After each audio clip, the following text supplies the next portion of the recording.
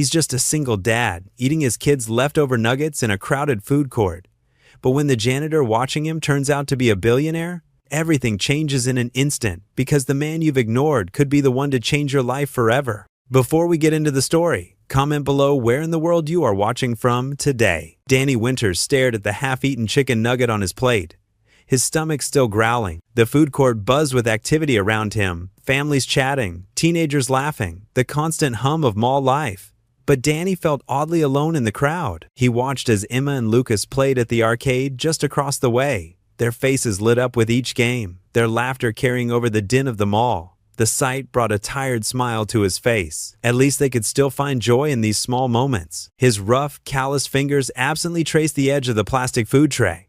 10 hours of construction work, followed by a 4-hour shift at the gas station, had left his muscles aching, but he couldn't rest. Not with rent due next week and Emma needing new shoes for school. "Dad," Lucas's voice carried across the food court. "Look how many tickets I got." Danny raised his hand in acknowledgement, forcing enthusiasm into his wave. "That's great, buddy." The words felt hollow in his throat, but his son beamed anyway. The remains of their shared meal sat before him, a small order of chicken nuggets and fries he'd split between the kids, keeping only the leftovers for himself. It wasn't much of a dinner, but it was all he could afford today. The guilty knot in his stomach tightened as he remembered the field trip permission slip crumpled in his pocket. Another expense he'd have to figure out somehow. A movement caught his eye. A janitor pushing his broom methodically across the floor nearby. The man wore a plain gray uniform, his movements careful and deliberate. There was something about him that made Danny pause. Maybe it was the quiet dignity in the way he worked, or the careful attention he paid to each sweep of his broom. Danny watched as the janitor navigated around busy tables, somehow managing to clean without disturbing anyone. His face was lined with age, but his eyes held a sharp awareness that seemed at odds with his humble task. The weight of the day pressed down on Danny's shoulders. He'd been holding it together for so long, working every available hour, stretching every dollar, trying to give his kids some semblance of a normal life. But moments like this, sitting alone with cold fries in his thoughts, made it hard to keep believing things would get better. Emma's voice drifted over, teaching Lucas how to play skee-ball. She'd grown up too fast, becoming a second parent to her brother when their mother left. The thought sent a familiar ache through Danny's chest. His daughter shouldn't have to carry that responsibility. He picked up a cold fry, more out of habit than hunger. The mall's fluorescent lights cast harsh shadows across the table, highlighting the worn spots on his work shirt. He'd need to patch it soon. Another item for his endless to-do list. The janitor had worked his way closer now, his methodical sweeping bringing him near Danny's table. Their eyes met briefly, and Danny felt an unexpected jolt of recognition. Not that he knew the man, but something in his gaze seemed to understand. The older man's eyes held no judgment, just a quiet acknowledgement that made Danny want to look away. It was too much like seeing his own struggles reflected back at him. Danny checked his watch. 5 minutes until he needed to collect the kids and head home. The evening shift at the gas station loomed ahead. Another 4 hours of counting other people's money, while his own account hovered near empty. He gathered the food wrappers, trying to leave the table tidy. His mother had always taught him to respect other people's work, especially those doing jobs others looked down on. As he stood, his joints protested the movement, reminding him that 40 wasn't as young as it used to be. The janitor had paused in his sweeping, leaning slightly on his broom. Their eyes met again, and this time Danny noticed something else in the man's expression.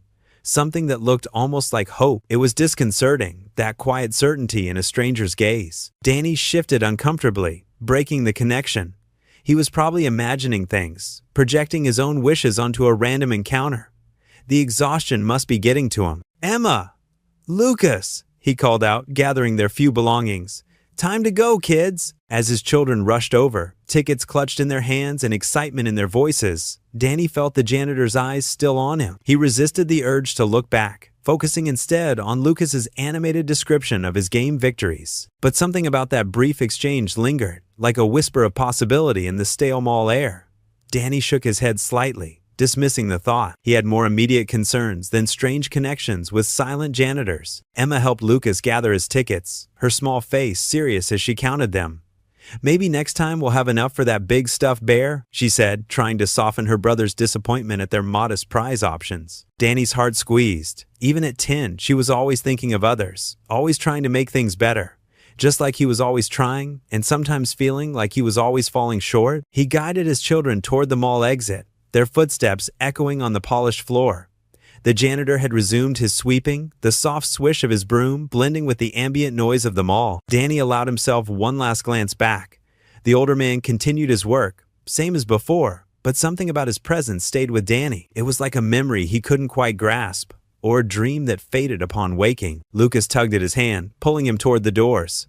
"Can we come back tomorrow, Dad? Please?" "We'll see, buddy," Danny replied automatically, the same answer he gave to most requests these days. It was better than saying no, better than explaining why they couldn't afford simple pleasures other families took for granted. As they walked into the evening air, Danny tried to shake off the strange feeling from his encounter with the janitor.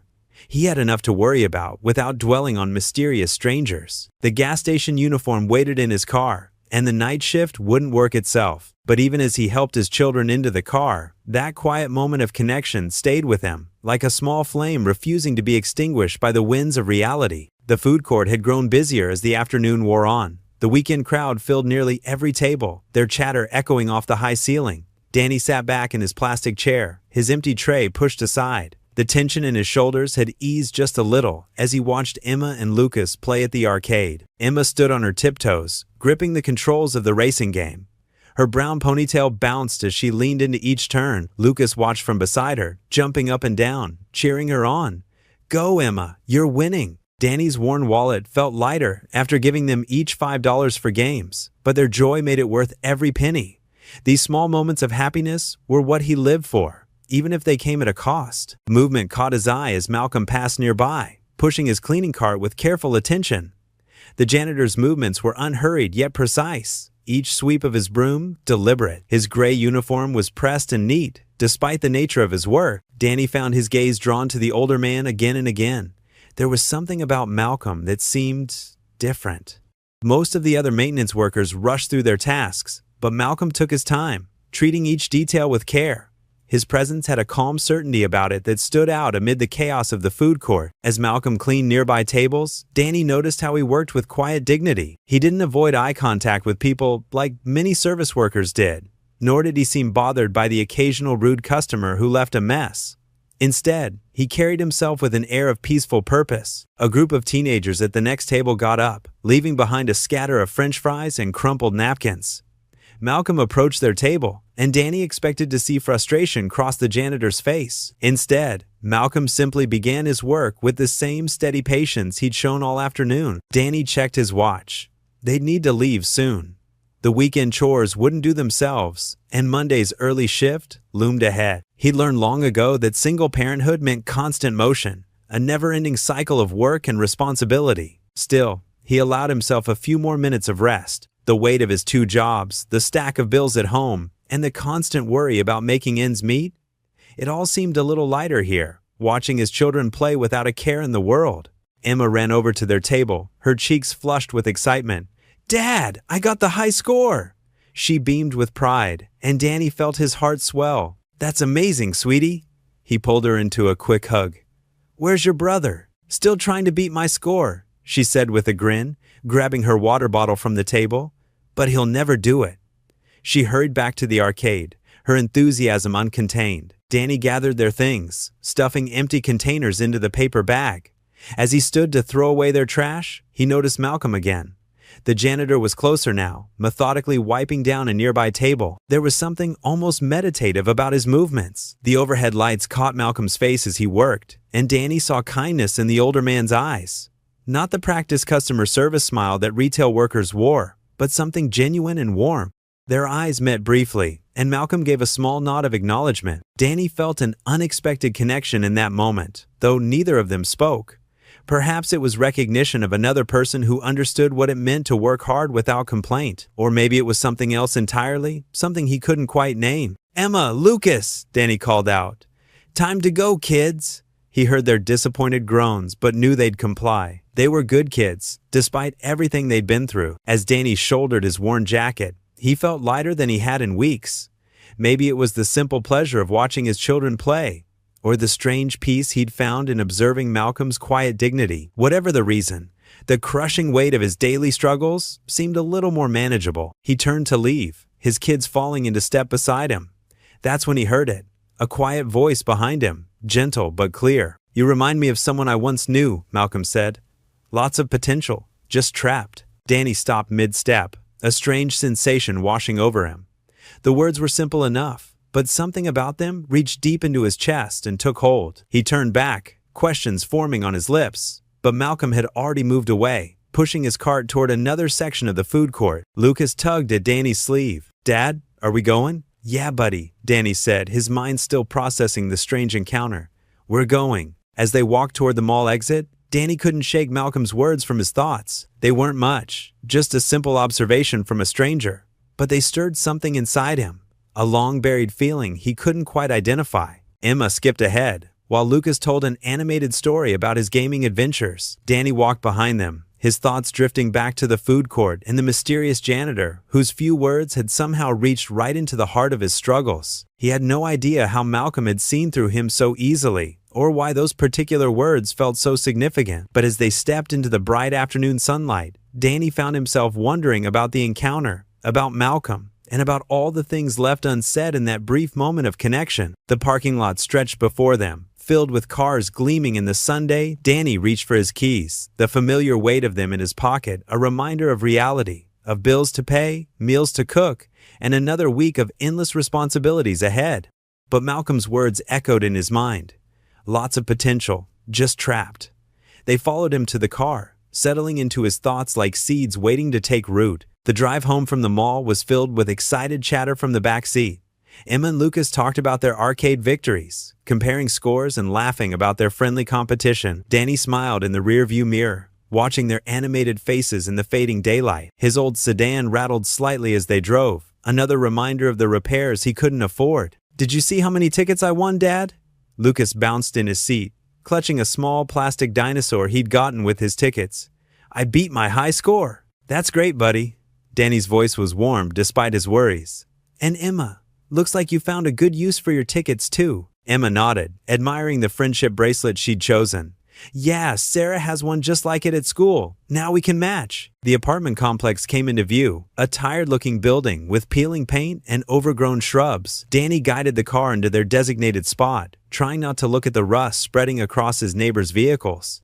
Their home was on the second floor, and the kids raced up the metal stairs, their footsteps echoing in the evening air. Inside, Danny flipped on the lights, revealing their small but tidy two-bedroom apartment.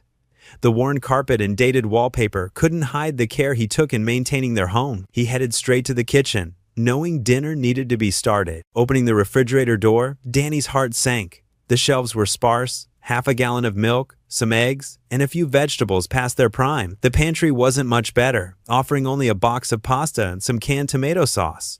He'd been stretching the groceries as far as possible, but tomorrow's shopping trip couldn't be postponed any longer. "Who wants spaghetti?" he called out, trying to sound cheerful. "Me?" both kids shouted from the living room, where they'd settled in front of their secondhand TV. Danny filled a pot with water and set it on the stove. As it heated, he pulled out the stack of bills he'd been avoiding. Electric, gas, rent, car insurance.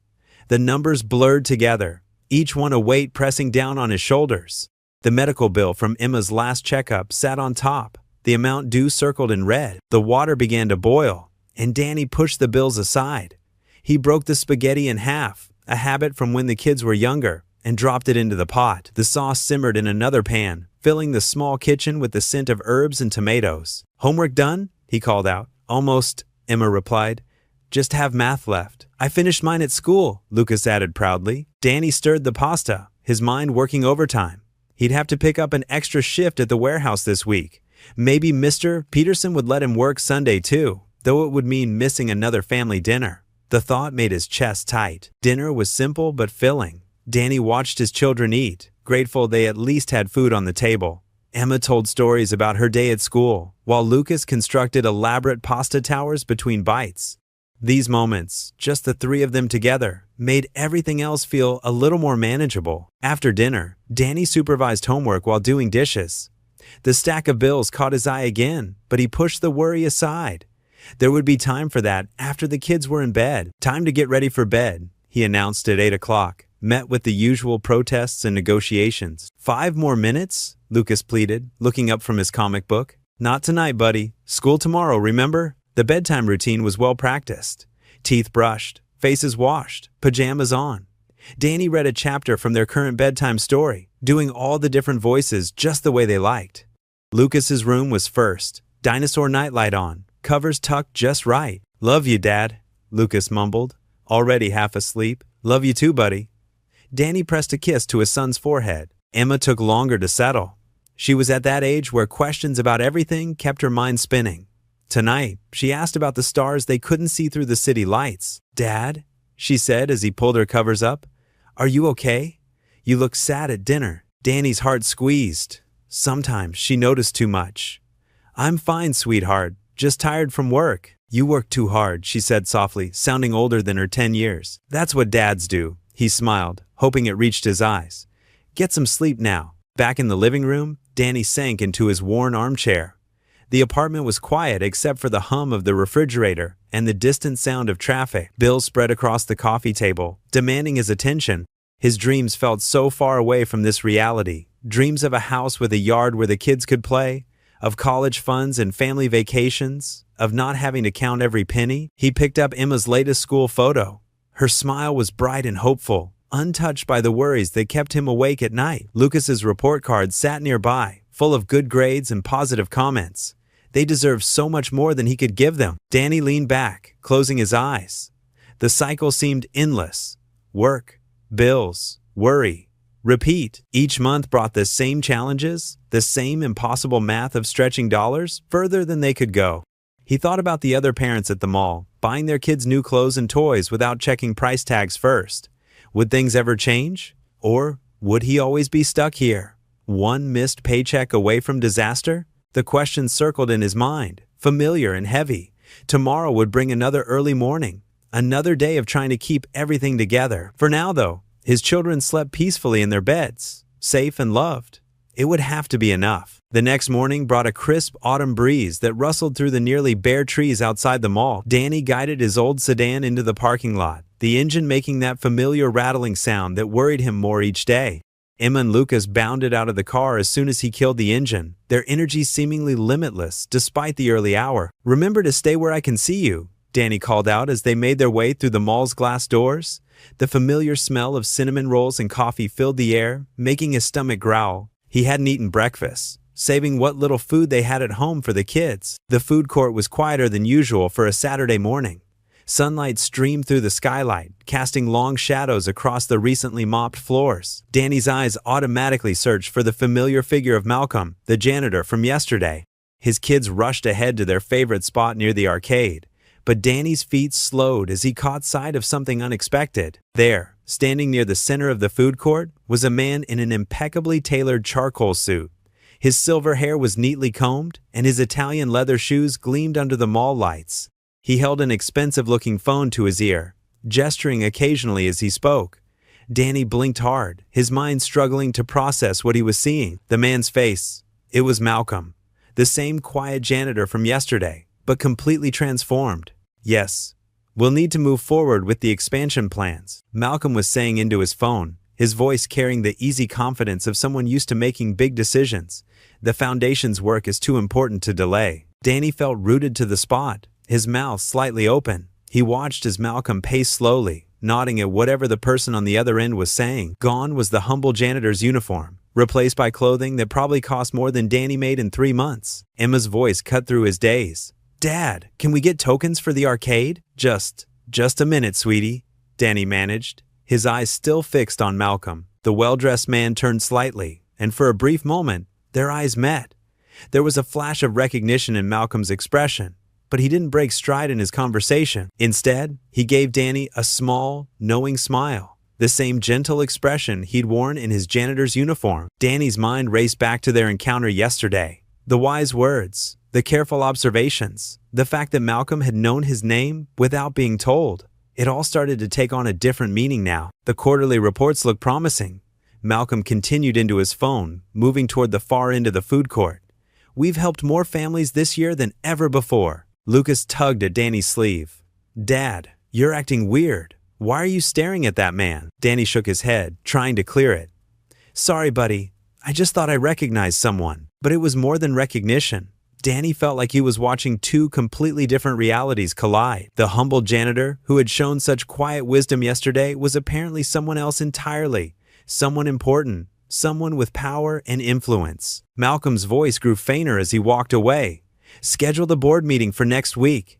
We need to discuss the new initiative for single-parent households. Danny watched as Malcolm approached a door marked Private Office at the far end of the food court. It was one of those doors most shoppers probably never noticed, blending seamlessly into the wall.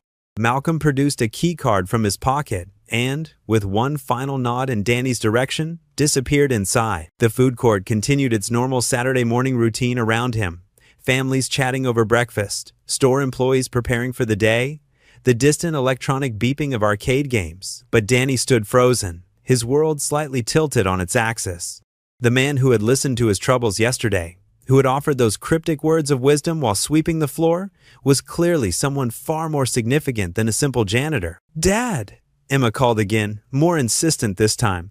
"Can we please get tokens now?" Danny turned to his children, their faces eager and innocent, completely unaware of the strange scene that had just unfolded. He reached for his wallet, feeling the familiar weight of responsibility settle back onto his shoulders. But something had changed. A small spark of possibility had been lit in his mind. "Sure, kids," he said, managing a smile.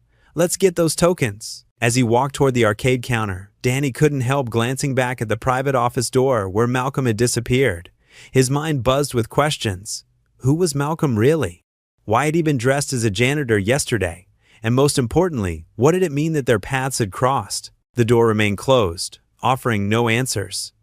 But Danny couldn't shake the feeling that his strange encounter with Malcolm, both versions of him, was somehow significant. He just couldn't imagine how or why. Emma and Lucas rushed ahead to the token machine, their excitement palpable.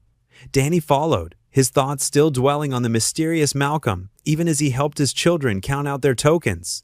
The normal Saturday morning routine continued, but nothing felt quite normal anymore. Something had shifted, even if Danny couldn't yet understand what it meant. The evening air had grown chilly as Danny sat at his worn kitchen table, the kids already tucked into bed. His ancient laptop hummed quietly, casting a blue glow across the stack of unpaid bills beside it. He took a sip of lukewarm coffee, his third cup of the day, and clicked through the local news website. A headline caught his eye. "Local billionaire's secret mission to help single parents." Danny leaned forward, his coffee forgotten. The article showed a familiar face. The same gentle eyes, the same quiet smile. It was Malcolm, the janitor from the food court. But now he wore an expensive suit and stood in front of a downtown office building. "Malcolm Fairweather, CEO of Fairweather Enterprises?" Danny read aloud, his voice barely a whisper. His hands trembled slightly as he scrolled through the article. Known for his unconventional approach to philanthropy, often works undercover to observe community needs firsthand. Donated over $50 million to single-parent support programs in the past year alone. The coffee cup slipped from his grip, spilling across the table. Danny barely noticed as he stared at the screen, his mind racing back to their conversation in the food court. The way Malcolm had watched him, how he'd known Danny's name without being told, it all made sense now. He grabbed paper towels to mop up the spill, his movements mechanical as his thoughts swirled. The man he'd opened up to about his struggles, the quiet janitor who'd offered those cryptic words of encouragement, was actually one of the richest people in the city. Danny sank back into his chair, running his hands through his hair. The article mentioned how Malcolm often disguised himself as various service workers, janitors, maintenance staff, even a hot dog vendor once, to understand the real challenges faced by working-class families.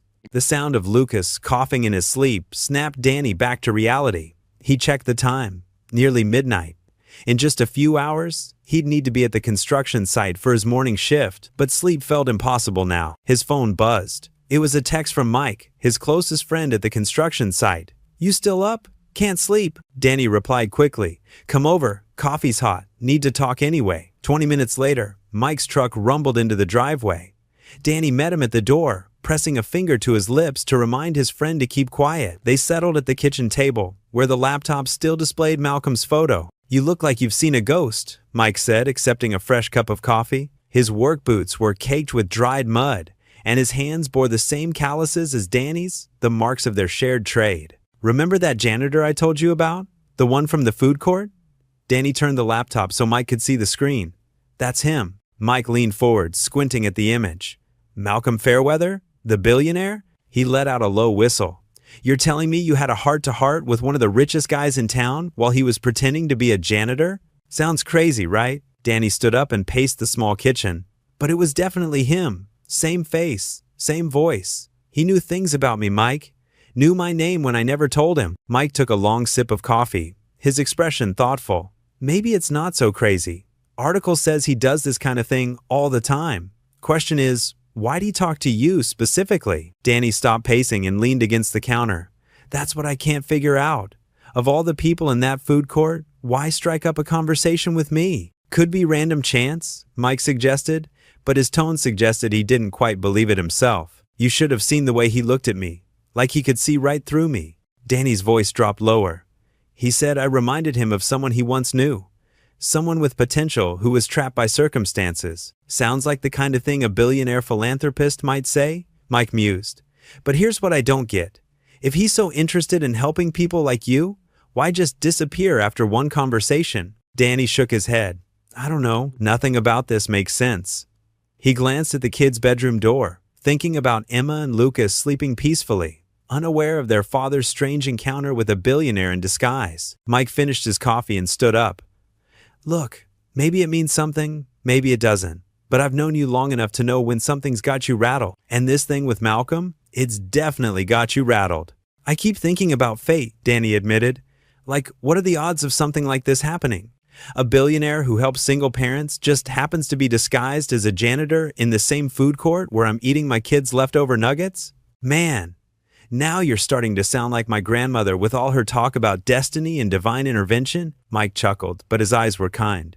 Though I got to admit, it's one hell of a coincidence. Danny walked his friend to the door, their conversation having left him with more questions than answers.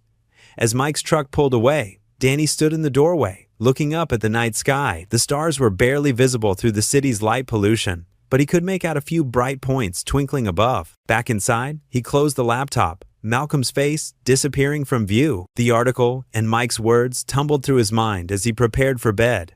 Was it really just chance that brought him and Malcolm together that day? Or was there something more at work? Some greater purpose he couldn't yet understand. The morning sun beat down on Danny's weathered Toyota as he merged onto Main Street, the engine making an unfamiliar rattling sound that made his stomach clench. Emma and Lucas sat in the back seat, sharing whispered jokes that usually would have made him smile. Today, though, his mind was elsewhere, calculating the dwindling dollars in his bank account. Dad, what's that noise? Emma asked, her voice tinged with worry. Just the car being a little cranky today, sweetie, Danny replied, trying to keep his voice light. But the rattling grew louder, and the steering wheel began to vibrate under his calloused hands. The car lurched once, twice, and then died completely. Danny managed to guide it to the curb, his heart pounding as horns blared behind him. He turned the key again and again, but the engine only made a sick, whining sound. Are we going to be late for school? Lucas asked from the back seat, his small face scrunched with concern. Danny checked his watch. 7:45 a.m. He had to get the kids to school, make it to his morning shift at the warehouse by 9, and somehow figure out how to fix the car before his evening job at the convenience store. The familiar weight of responsibility pressed down on his shoulders, making it hard to breathe. It's okay, guys, he said, forcing a smile. We'll figure something out. He pulled out his phone, checking his bank balance while the kids weren't looking. The number made him wince. $127.43. Not nearly enough for major car repairs, and rent was due in 2 weeks. His fingers trembled slightly as he dialed his neighbor, Mrs. Rodriguez. Hello, Sarah? I hate to ask, but could you possibly give the kids a ride to school? My car broke down. He listened to her kind response, relief washing over him. Thank you so much. We're on Main Street, just past the pharmacy. While they waited for Mrs. Rodriguez, Danny popped the hood and stared at the engine, though he knew little about cars. The smell of hot metal and oil filled his nostrils as he pretended to inspect various parts, mostly to look productive in front of his children. Mrs. Rodriguez arrived 15 minutes later in her minivan, her warm smile hiding any inconvenience she might have felt. Hop in, kids. We'll get you to school in no time. Danny hugged Emma and Lucas goodbye, watching as they climbed into the van. I'll figure out pickup time, okay? Don't worry about anything. Once they were gone, he called a tow truck, his stomach churning at the thought of the cost. The driver, a burly man named Pete, arrived quickly and hooked up the Toyota. "Where to?" Pete asked, clipboard in hand. Danny named the closest repair shop, one he'd used before. As they rode in the truck's cab, Pete tried to make conversation, but Danny could only manage short responses, his mind racing through possibilities. Could he put the repairs on his maxed-out credit card? Would his boss at the warehouse understand if he was late? At Jerry's auto repair, the news was worse than he'd feared. Jerry, a mechanic he'd known for years, wiped his greasy hands on a rag and delivered the verdict. "Timing belt shot, Danny. And while we're in there, the water pump needs replacing too. Looking at around $1,200, maybe more." The words hit Danny like a physical blow. $1,200 might as well have been $12 million. He leaned against the wall of the shop, the smell of motor oil and rubber making him slightly dizzy. "Any way we could just fix the timing belt for now?" he asked, knowing it was a long shot. Jerry shook his head. "Not unless you want to risk bigger problems down the road. Look, I can give you a small discount, but parts alone are going to run close to $800. Danny nodded numbly, thanked Jerry, and stepped outside into the morning Sunday. He called his warehouse supervisor, explaining the situation, though understanding, his boss's words were clear. Missing work meant missing pay, something Danny couldn't afford right now. He spent the next hour making calls to his bank about a loan, denied. To his credit card company about increasing his limit, denied. To various friends who might be able to help, everyone was struggling themselves. Each no felt like another brick added to the weight he carried. By the time he caught the bus to pick up his kids from school, Danny's shirt was damp with sweat and his head throbbed with tension. The bus ride took twice as long as driving would have, and he watched the familiar streets pass by through smudged windows, feeling like he was watching his carefully balanced life begin to crumble. Emma and Lucas were waiting in the school playground, their faces lighting up when they saw him. But their smiles faded slightly when they realized he was on foot. "Where's the car, Dad?" Emma asked as they walked toward the bus stop. "It's at the mechanic's," Danny replied, trying to keep his voice steady. "We'll need to take the bus for a few days." "Like an adventure?" Lucas suggested hopefully. Danny forced a smile. "Yeah, buddy, like an adventure." The bus ride home was long and hot. Lucas fell asleep against Danny's arm, while Emma stared out the window, unusually quiet. Danny's mind wouldn't stop spinning, calculating and recalculating numbers that refused to add up. When they finally reached their small apartment, Danny's exhaustion felt bone deep. He watched as his children settled into their usual after-school routine, Emma at the kitchen table with her homework, Lucas playing with his toy cars on the living room rug. Their faces were peaceful, trusting, completely unaware of the storm of worry in their father's mind. Danny stood in the kitchen doorway, looking at his children, his heart aching with love and fear. Emma's dark hair fell across her face as she concentrated on her math problems, just like her mother's used to. Lucas hummed quietly to himself as he pushed his cars around an imaginary track, making gentle, vrooming sound. They deserved so much more than this constant struggle, this life of just barely getting by. Danny ran a hand over his tired face, hoping against hope that something would change soon. Danny's phone buzzed in his pocket while he was fixing a leaky pipe under Mrs. Henderson's sink. The old lady had been kind enough to let him do odd jobs around her house for extra cash, especially since his car broke down last week. He wiped his hands on his worn jeans and checked the unfamiliar number flashing on his screen. "Hello?" Danny's voice echoed in the cramped space under the sink. "Danny Winters?" The voice was calm and familiar. "This is Malcolm Fairweather." Danny banged his head on the pipe in surprise. "Mr. Fairweather?" He scrambled out from under the sink, apologizing quickly to Mrs. Henderson as he stepped outside onto her small porch. "Please call me Malcolm." There was a warmth in his voice that didn't match Danny's image of a billionaire. "I was hoping we could meet this afternoon. There's something I'd like to discuss with you." Danny's mind raced. The billionaire wanted to meet with him? He glanced at his watch. "I have to pick up my kids from school at 3. This won't take long. Could you meet me at the Riverside Tower, floor 32, around 2 o'clock? Danny thought about his broken-down car sitting in the mechanic's lot. "I don't have a car right now," he admitted, his cheeks burning with embarrassment. "I'll send a car for you," Malcolm replied without hesitation. "It'll be there in 30 minutes. Before Danny could protest, the call ended. He stood on Mrs. Henderson's porch, his phone still pressed to his ear, trying to make sense of what had just happened. True to his word, a sleek black car pulled up outside Mrs. Henderson's house exactly 30 minutes later. Danny had quickly finished the pipe repair and changed into the cleanest shirt he had with him, a faded blue button-down with a small coffee stain near the collar. The driver, a professional-looking woman in a dark suit, opened the door for him. "Mr. Winters, I'm here to take you to Riverside Tower." The car's leather seats were softer than anything Danny had ever sat on. He tried not to fidget as they drove through parts of town he rarely visited, past gleaming skyscrapers and expensive boutiques. His calloused hands looked out of place against the car's pristine interior. Riverside Tower stretched into the sky like a giant glass needle. The lobby was all marble and chrome, with a security desk that looked more like an art installation than a workplace. Danny felt increasingly self-conscious in his worn clothes as the elevator climbed to the 32nd floor. The doors opened to reveal an office that could have housed his entire apartment. Floor-to-ceiling windows offered a breathtaking view of the city, and the furniture looked like it belonged in a museum. Malcolm stood near one of the windows, wearing an impeccable suit that probably cost more than Danny made in a year. "Danny," Malcolm smiled warmly, extending his hand. "Thank you for coming on such short notice." Danny shook his hand, noting how different Malcolm looked from the humble janitor he'd first met. "Thank you for sending the car," he managed to say. "Please sit." Malcolm gestured to a pair of leather chairs near his desk. "Would you like something to drink? Coffee? Water?" "Water would be fine, thank you." Danny perched on the edge of the chair, feeling like he might somehow damage it just by sitting there. Malcolm poured 2 glasses of water from a crystal pitcher and sat down across from Danny. For a moment, he just studied him with the same quiet intensity he'd shown in the food court. "I've been watching you, Danny," Malcolm finally said, his voice gentle but direct. "Not in a concerning way," he added with a slight smile, noticing Danny's expression. "But I've seen how hard you work. 2 jobs, sometimes 3. Always putting your children first. Never complaining, even when things get tough." Danny shifted uncomfortably in his chair. "How do you know all this?" "I make it my business to know about people who catch my interest," Malcolm replied. "People with potential. People who deserve a chance but haven't gotten one yet." He stood up and walked to his desk, picking up a folder.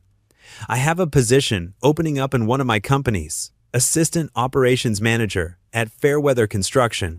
The salary is substantial, enough to support your family comfortably. Full benefits, including medical and dental. A company car." Danny's heart started pounding. This had to be some kind of joke. I've never managed anything except repair jobs. I don't have a college degree." "What you have is more valuable," Malcolm said, sitting back down. "You have work ethic, integrity, and real-world experience. You understand the value of hard work, and you know how to solve problems. Everything else can be learned." He handed Danny the folder. Inside was an employment contract with a salary figure that made Danny's hands shake. It was more money than he'd ever dreamed of making. I don't understand," Danny said, his voice barely above a whisper. "Why me?" Malcolm leaned forward, his eyes kind but serious. "Because I believe in investing in people who deserve it. People who will use the opportunity not just to help themselves, but to help others. I see that potential in you, Danny." Danny stared at the contract, his mind racing. This kind of opportunity could change everything. No more choosing between paying bills and buying groceries. No more watching his kids wear hand-me-down. No more lying awake at night, wondering how he'd afford Emma's next doctor's visit. But something held him back. Years of struggling had taught him that nothing came easy, that every silver lining had a cloud. He looked up at Malcolm, searching for any sign of deception or hidden motives. "This seems too good to be true," he said honestly. "I appreciate the offer, but I don't know if I can do this. What if I'm not good enough? What if I fail?" Malcolm's expression remained patient and understanding, but Danny couldn't shake the feeling that this was all happening too fast. The contract in his hands represented everything he'd ever wanted for his family, but the weight of it terrified him. Danny stood in front of the gleaming glass building, his reflection a stark contrast to the polished exterior. His work boots left dusty marks on the pristine marble floor as he entered the lobby, earning a disapproving glance from the security guard. The weight of his worn jacket felt heavier than usual as he approached the reception desk. "I'm here to see Malcolm Fairweather," Danny said, his voice quiet but steady. "Danny Winters." The receptionist's professional demeanor softened slightly. "Yes, Mr. Winters. Please take the elevator to the 20th floor." The elevator ride gave Danny time to think. Too much time. His mind raced with questions. Why would a billionaire want to meet with him? What could Malcolm possibly want? The same man who had been sweeping floors in the mall food court just days ago now wanted to see him in this towering office building. The elevator doors opened to reveal an expansive office space. Floor-to-ceiling windows offered a breathtaking view of the city below. Danny's boots sank into plush carpeting as a young assistant led him through a maze of modern furniture and abstract art. "Mr. Fairweather is expecting you," she said, gesturing to a large wooden door. Malcolm sat behind a massive desk, but his demeanor remained as humble as it had been in the food court. He wore the same kind smile, though his janitor's uniform had been replaced by an expertly tailored suit. "Danny," Malcolm said warmly, rising to shake his hand. "Please, have a seat." Danny lowered himself into a leather chair that probably cost more than his monthly rent. "I have to admit, Mr. Fairweather, I'm a bit confused about why I'm here." Malcolm's eyes crinkled at the corners. "Please, call me Malcolm. And you're here because I see something in you that reminds me of myself at your age." Danny shifted uncomfortably in his chair. "I doubt that, sir. He gestured at the office around them. "And I'm just trying to keep my head above water." "That's exactly what I mean," Malcolm said, leaning forward. 25 years ago, I was working 3 jobs to support my family. I know what it's like to count every penny, to lie awake at night wondering how you'll make rent." Danny's tension eased slightly. There was something genuine in Malcolm's voice, something that resonated with his own struggles. "I've been watching you, Danny, not just at the mall, but I've done my research. 2 jobs, single father, always putting your children first. The way you handle yourself, the dignity you maintain despite your circumstances, it speaks volumes about your character." Danny felt his cheeks flush. "I'm just doing what any father would do," Malcolm shook his head. "No, not every father would. Trust me, I know." He stood and walked to the window, hands clasped behind his back. "I started my foundation because I wanted to help people like you, people with potential who just need a chance to break free from the cycle of poverty." "I appreciate that, sir." "Malcolm," Danny corrected himself, "but I'm not looking for charity." Malcolm turned back to face him, his expression serious. "I'm not offering charity, Danny. I'm offering you a job, a real opportunity." He returned to his desk and pulled out a folder. "I need someone to oversee our foundation's housing renovation program, someone who understands construction, who knows what it's like to struggle, and who has the heart to help others. The position comes with a substantial salary, full benefits, and flexible hours, so you can be there for your children." Danny's heart pounded in his chest. The salary Malcolm mentioned was more than triple what he currently made. It would mean no more second job, no more missed school events, no more choosing between paying bills and buying groceries. "Why me?" Danny asked, his voice barely above a whisper. Malcolm's response was immediate. "Because you have integrity. Because despite everything life has thrown at you, you've never given up. Because you're exactly the kind of person who can help others find their way out of similar situations." Danny stared at the folder in front of him, containing what could be the answer to all his prayers. Yet something held him back. Pride, fear, or maybe a combination of both. It's overwhelming," Danny admitted. "I don't know if I'm qualified." "You are," Malcolm interrupted gently. "We'll provide all the training you need. What we can't teach is character, and that you have in abundance." Malcolm stood and walked around his desk, sitting in the chair next to Danny. The billion-dollar executive disappeared, and the humble man from the food court returned. "I know this feels too good to be true. I know you're wondering what the catch is. But sometimes, Danny, life offers us a chance to change everything. The question is whether we're brave enough to take it." Danny looked down at his calloused hands, thinking of Emma and Lucas, thinking of all the times he'd had to say no to their simple requests because there wasn't enough money, thinking of the broken-down car in his driveway and the stack of unpaid bills on his kitchen table. "Take the weekend to think about it," Malcolm said, sliding the folder closer to Danny. "Talk it over with your children. Read through everything carefully. But remember, this isn't charity. This is an opportunity you've earned through years of hard work and dedication." Danny picked up the folder, its weight feeling like both a lifeline and a burden. This decision could change everything. But change was terrifying when you'd spent so long just trying to survive. As he stood to leave, Malcolm's voice stopped him. "Danny, I meant what I said in the food court. You don't have to be stuck in this cycle forever. Change comes when you least expect it." Danny nodded, clutching the folder to his chest as he left the office. The elevator ride down was a blur, his mind swimming with possibilities and doubts. The security guard who had eyed him suspiciously earlier now held the door open with a smile, but Danny barely noticed. Standing outside the building, he looked up at the 20th floor where Malcolm's office overlooked the city. The folder in his hands contained what could be the answer to all his prayers, or the biggest risk he'd ever taken. Danny stood there, caught between his familiar struggle and the promise of something better, knowing the decision he made could change not just his life, but his children's future as well. The morning sun filtered through the kitchen window as Danny prepared breakfast for Emma and Lucas. Emma sat at the worn kitchen table, absently pushing her cereal around in circles. She hadn't been feeling well lately, and Danny had noticed dark circles forming under her eyes. "Dad, my stomach hurts again," Emma said quietly, her spoon clinking against the ceramic bowl. Danny's hands paused over the lunch bags he was packing. This was the third time this week she'd complained about stomach pain. He'd initially thought it was just a bug, but something in his gut told him this was different. "Maybe we should skip school today," Danny said, reaching over to feel her forehead. "I'll call Dr. Matthews and see if she can fit us in." Lucas looked up from his own breakfast. "Does this mean I get to stay home too?" "No, buddy, you're going to school." Danny ruffled his son's hair. "Mrs. Johnson next door will watch Emma while I'm at work, and we'll see the doctor this afternoon." The morning passed in a blur of worry and arrangements. Danny called in sick to his morning job, knowing he'd have to make up the hours later.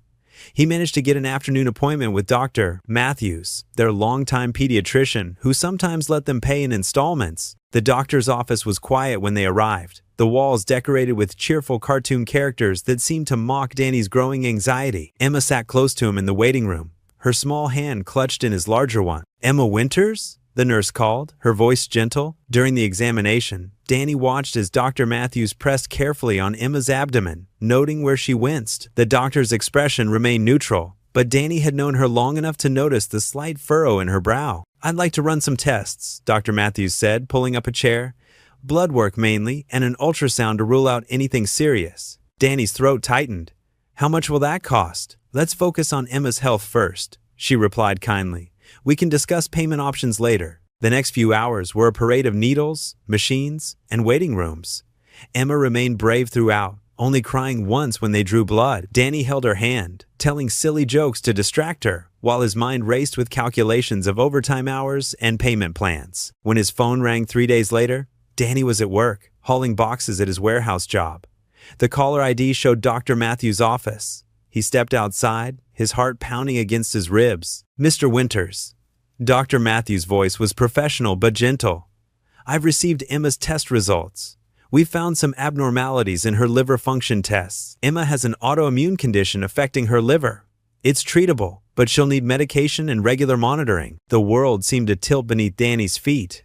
He leaned against the warehouse wall, its rough concrete surface grounding him, as the doctor continued explaining treatment options and specialists. "The medication is quite expensive," Dr. Matthews said carefully, "and the specialist visits will need to be regular, at least initially.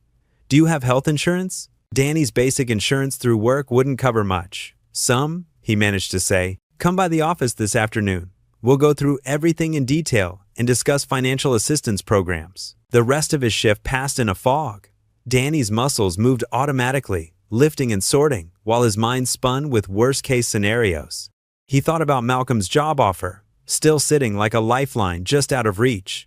The salary Malcolm had mentioned would cover Emma's medical bills. But could he trust it? Could he risk leaving his steady, if inadequate, jobs for something that seemed too good to be true? That afternoon, sitting in Dr. Matthews' office, Danny stared at the papers in front of him. The numbers blurred together. Medication costs, specialist fees, laboratory charges. Even with insurance and assistance programs, the monthly expenses would be more than he could afford on his current income. Emma's face appeared in his mind, her brave smile during the blood tests, her quiet acceptance of pain that no child should have to bear.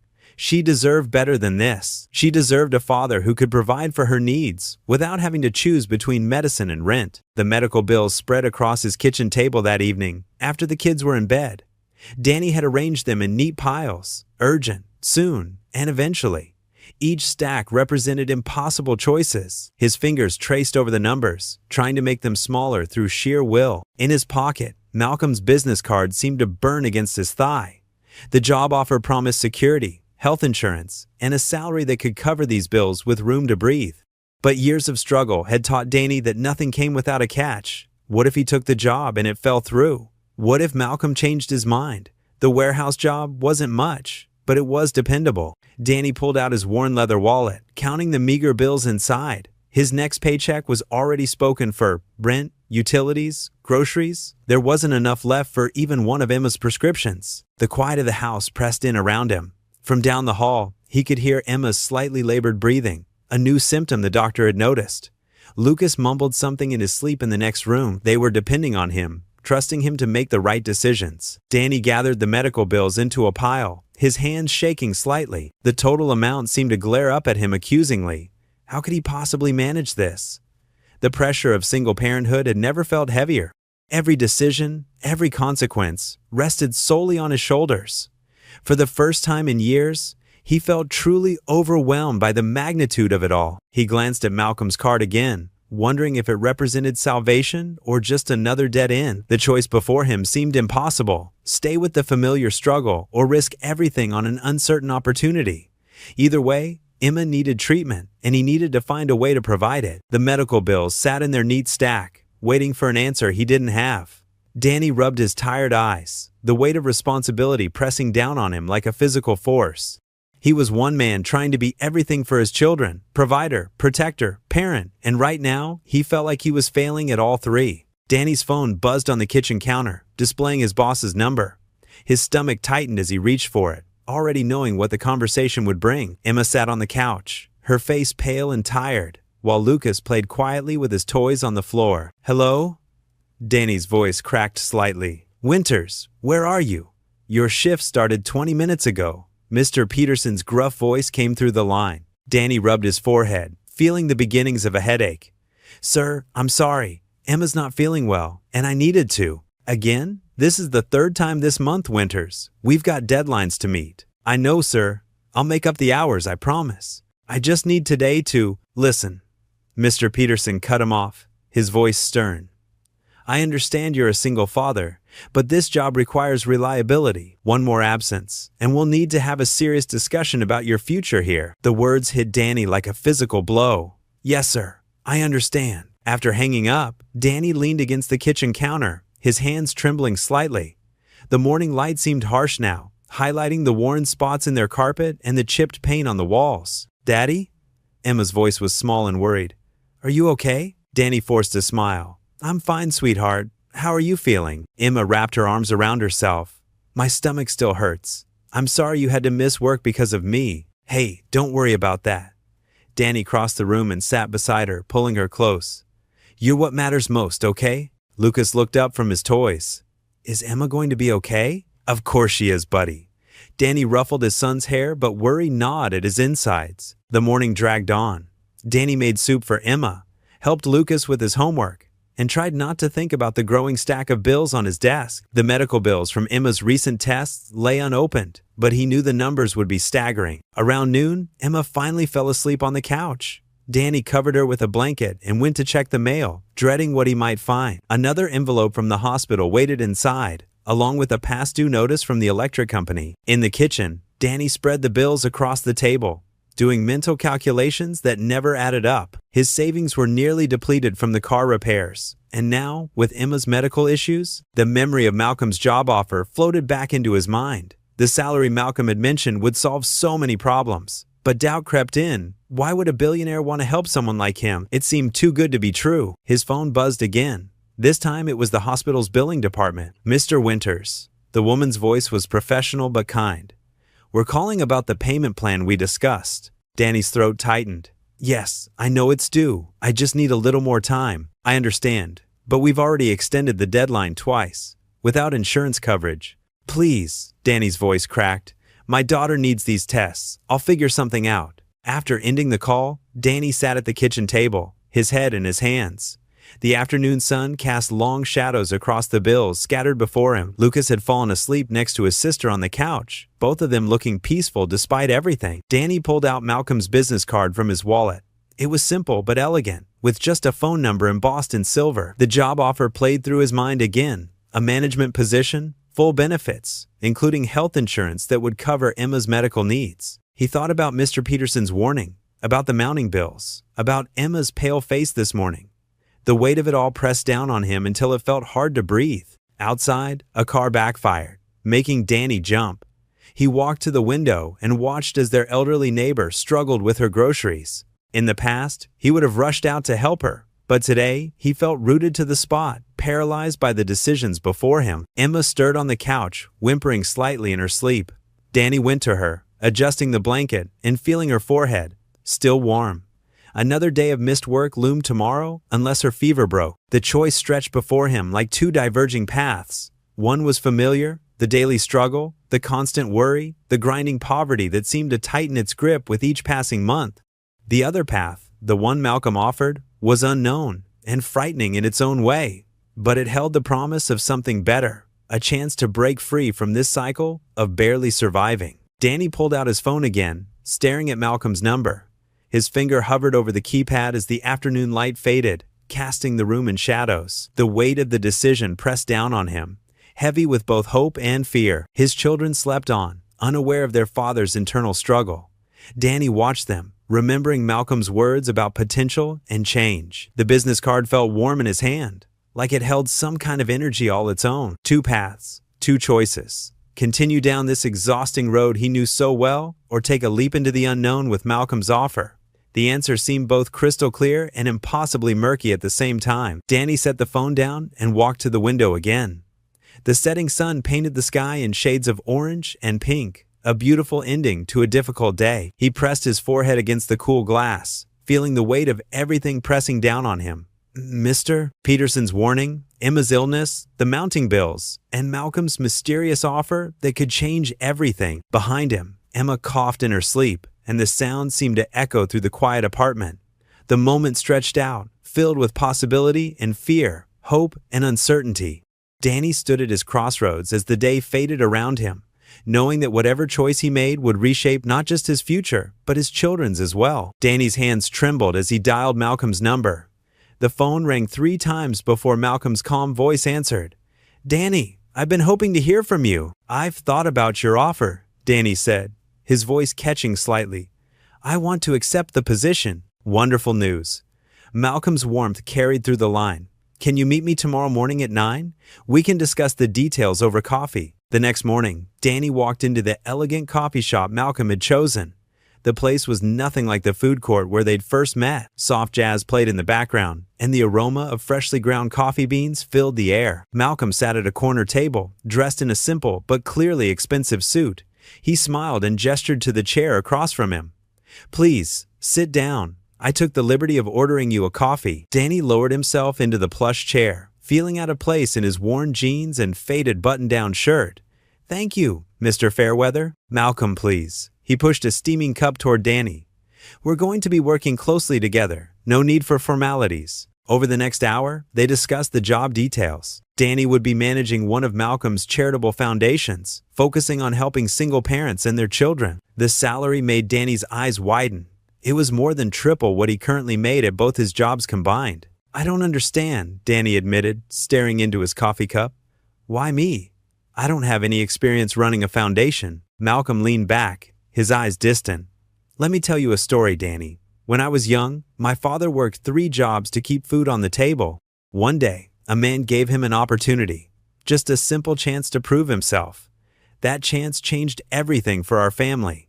He paused, meeting Danny's gaze. Sometimes, all people need is an opportunity. They met regularly over the next few weeks. Each morning, before Danny started his training, they would sit and talk. Malcolm shared stories about his journey from poverty to success, and Danny found himself opening up about his own struggles. "The hardest part," Danny confided one morning, "is feeling like I'm always letting my kids down. Emma needs these medical treatments, and Lucas, he's never even been to a real baseball game. What kind of father can't take his son to a game?" Malcolm nodded thoughtfully. "My father felt the same way, but you know what I remember most about him? Not what he couldn't give me, but how hard he tried." Your children see that too, Danny. As days passed, Danny began learning the ins and outs of foundation management. Malcolm was patient, explaining everything clearly and never making Danny feel inadequate when he struggled to understand something new. "The key," Malcolm explained during one of their sessions, "is to remember that every decision we make affects real people. We're not just moving money around, we're changing lives." Danny found himself looking forward to their morning meetings. Malcolm wasn't just a boss. He had become a mentor and, surprisingly, a friend. They shared stories about their families, their struggles, and their hopes for the future. One morning, Malcolm arrived looking more serious than usual. "I want to show you something," he said, leading Danny to his car. They drove to a rundown neighborhood that Danny knew all too well. He'd grown up in a place just like it. Malcolm parked in front of a small community center. "This is where I started," he said quietly. 20 years ago, this was just an abandoned building. Now it helps hundreds of families every year." He turned to Danny. "You know why I chose you for this job? Because when I look at you, I see someone who understands what these families need. Not just money, but hope." Danny felt something shift inside him. For the first time, he could see beyond his immediate struggles to something bigger. The work they were doing would help families like his own. Still, when he returned home each evening, the weight of his responsibilities pressed heavily on his shoulders. Emma's medical bills continued to pile up, and Lucas needed new school supplies. The new job would help, but it would take time for things to improve. Sitting at his kitchen table one evening, surrounded by bills and medical paperwork, Danny let out a heavy sigh. The job with Malcolm felt like a lifeline, but he couldn't shake the feeling that one wrong move could send everything crashing down. He glanced at the family photo on his refrigerator. Emma and Lucas grinning at the camera, unaware of their father's struggles. The sound of laughter drifted in from the living room where his children were watching TV. Danny smiled despite his worries. Maybe Malcolm was right. Sometimes all you needed was an opportunity. For the first time in years, he could see a path forward, even if that path still seemed daunting. He pulled out his phone and looked at the foundation's website, which he would soon help manage. The tagline read, "Building Better Futures, One Family at a Time." Danny ran his fingers through his hair, feeling both overwhelmed and oddly hopeful. The responsibility was enormous, but so was the potential to make a real difference. Emma's voice called from the other room, asking for help with her homework. Danny stood up, leaving the bills for later. His new job might be the answer he'd been searching for, but right now, his children needed him. One step at a time, he thought, walking toward the living room. One step at a time, the office building gleamed in the morning sun, its glass windows reflecting the golden light. Danny stood in the lobby, adjusting his new tie for the 10th time. His weathered hands felt out of place against the crisp fabric of his suit, a gift from Malcolm to help him start his new position. "Good morning, Mr. Winters." The receptionist greeted him with a warm smile. "Mr. Fairweather is expecting you in the conference room." Danny nodded, still getting used to being addressed so formally. The elevator ride to the 14th floor felt like entering another world. His old work boots had been replaced by polished dress shoes that squeaked against the marble floors. Malcolm waited in the conference room, surrounded by charts and presentations. "Danny, come in. Ready to learn about corporate investment strategies?" The morning flew by in a blur of terms Danny had never heard before. His head spun with words like portfolio management and diversification. Malcolm was patient, explaining everything clearly, but Danny couldn't shake the feeling that he was in over his head. During lunch break, Danny's phone buzzed. Emma's school nurse was calling. His daughter's fever had returned, and she needed to go home. Danny's stomach clenched as he excused himself from an important meeting. "Family comes first," Malcolm assured him. "We'll catch you up tomorrow." The drive to Emma's school was tense. Danny's mind raced between worry for his daughter and concern about leaving work early on his third day. Emma's face was flushed when he picked her up, her usually bright eyes dulled by fever. "I'm sorry, Daddy," she whispered as he helped her into the car. "I tried to stay at school." "Don't apologize, sweetheart," Danny said, his heart aching. "You need rest." At home, Danny set Emma up on the couch with blankets and soup. He tried to work remotely, balancing his laptop on the kitchen counter while keeping an eye on her. The medical bills from her last hospital visit lay unopened on the table, a constant reminder of the mounting costs. That evening, after picking up Lucas from after-school care, Danny struggled to help with homework while reviewing the materials Malcolm had given him. His son's math problems blurred together with investment charts, and Danny felt the familiar weight of inadequacy settling on his shoulders. "Dad, I don't understand this problem," Lucas said, pointing to his worksheet. "Just give me a minute, buddy," Danny replied, rubbing his temples. The numbers on his own work documents weren't making sense either. Emma's cough echoed from the living room, followed by a weak call. "Daddy?" Danny found her burning up again. The thermometer read 102.5 degrees Fahrenheit. His hand shook as he called the after-hours nurse line. They recommended bringing her to the emergency room if the fever didn't break soon. The next day at work, Danny could barely focus. His eyes were heavy from a night of checking on Emma. and the financial statements in front of him might as well have been written in another language. Malcolm noticed his distraction during their morning meeting. "Everything all right, Danny?" he asked after the other executives left the room. "Emma's sick again," Danny admitted. "The doctors want to run more tests, but—" He trailed off, not wanting to mention the cost. Malcolm's face softened with understanding. "Take the time you need. The work will wait." But Danny knew it wouldn't wait forever. He needed to prove himself worthy of this opportunity. The pressure to succeed, to provide for his children, to justify Malcolm's faith in him, it all felt like a weight pressing down on his chest. The week continued in a blur of hospital visits, late-night study sessions, and worried calls from Emma's doctors. Danny's savings dwindled as the medical bills piled up. Even with his new salary, it wasn't enough to keep up with the mounting expenses. Friday evening found Danny sitting in his parked car outside their apartment building. The engine ticked as it cooled, and the streetlight cast long shadows across the dashboard. In his hand, he held Emma's latest prescription, another medication they could barely afford. He looked up at their apartment window, where a soft light glowed.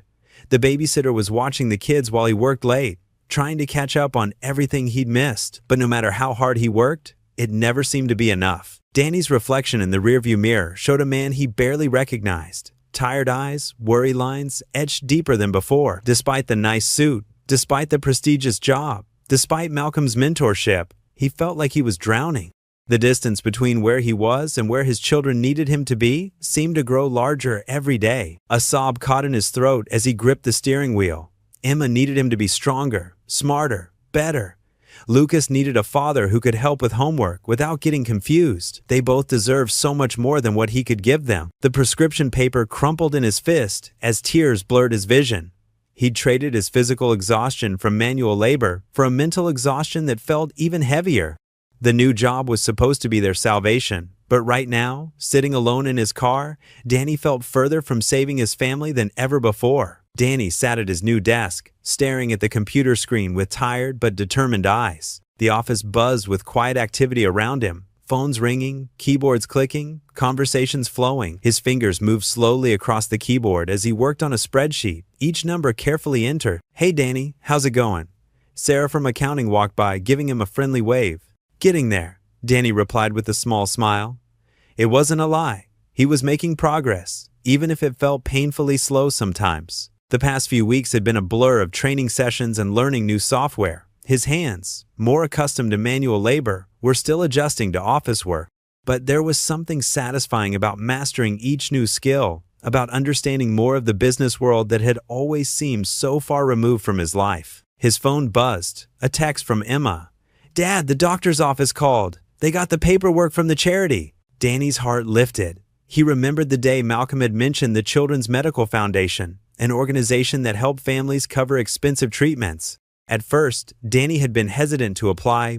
Pride was a hard thing to swallow. But Malcolm had simply placed the application on his desk and walked away, leaving Danny to make his own choice. "That's great news, sweetheart," he texted back. "We'll talk more when I get home." Looking at the family photo on his desk, Emma and Lucas grinning at the camera during their last trip to the park, Danny felt a wave of emotion wash over him. The kids had been so patient through all of this, never complaining when dinner was simple or when they had to skip activities that cost too much. His office phone rang, pulling him from his thoughts.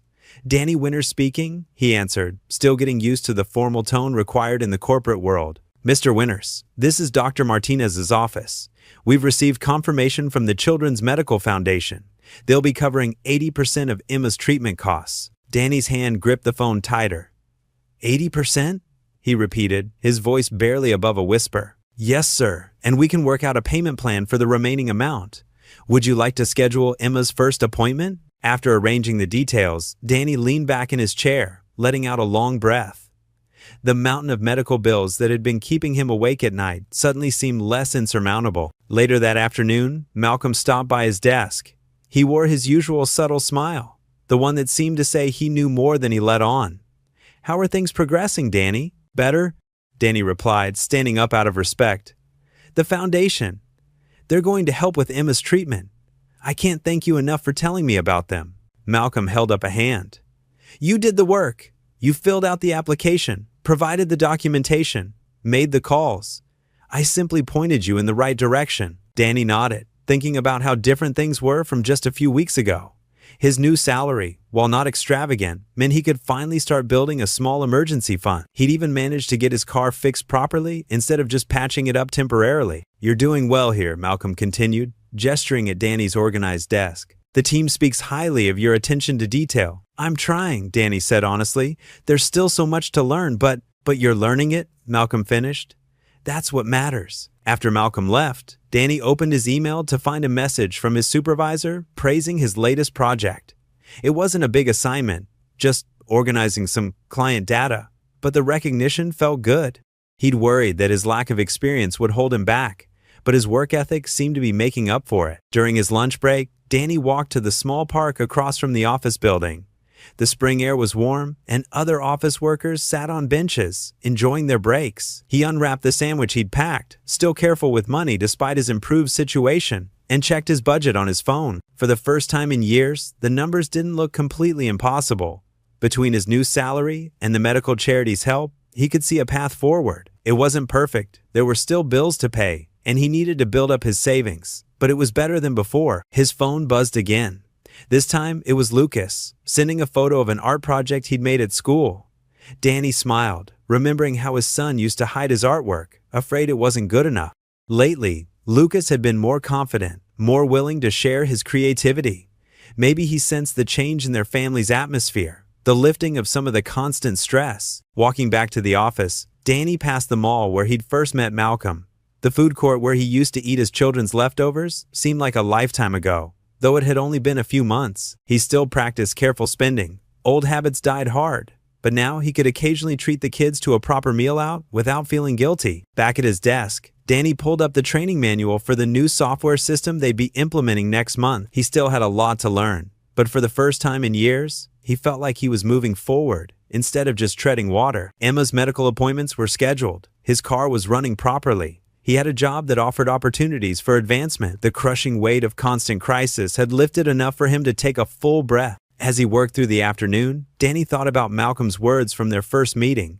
"You don't have to be stuck in this cycle forever." At the time, it had seemed like an empty platitude. Now, he understood it was simply the truth. Change was possible, difficult and slow, but possible. Before leaving for the day, Danny updated his to-do list for tomorrow. His handwriting had improved from all the note-taking during training, becoming more confident and clear, like his outlook on the future. He smiled slightly as he gathered his things, thinking about having dinner with his kids tonight. They'd have time to talk about their days, plan for the weekend, maybe even play a board game after homework was done. It wasn't perfect. There were still challenges ahead, bills to manage, and skills to master. But for the first time in longer than he could remember, Danny felt something he'd almost forgotten. Hope.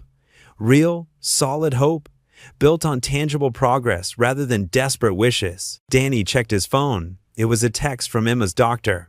His heart skipped a beat, but as he read the message, a warm smile spread across his face. Emma's latest test results showed significant improvement. The treatments were working. He glanced at the small photo frame on his desk, showing Emma and Lucas at the park last weekend.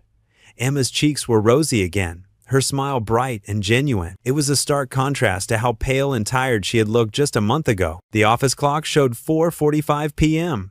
For the first time in years, Danny wasn't rushing to a second job or worrying about making ends meet. Instead, he was looking forward to picking up his kids from their after-school program and spending a real evening with them. As he drove to the school, memories of recent weeks filled his mind.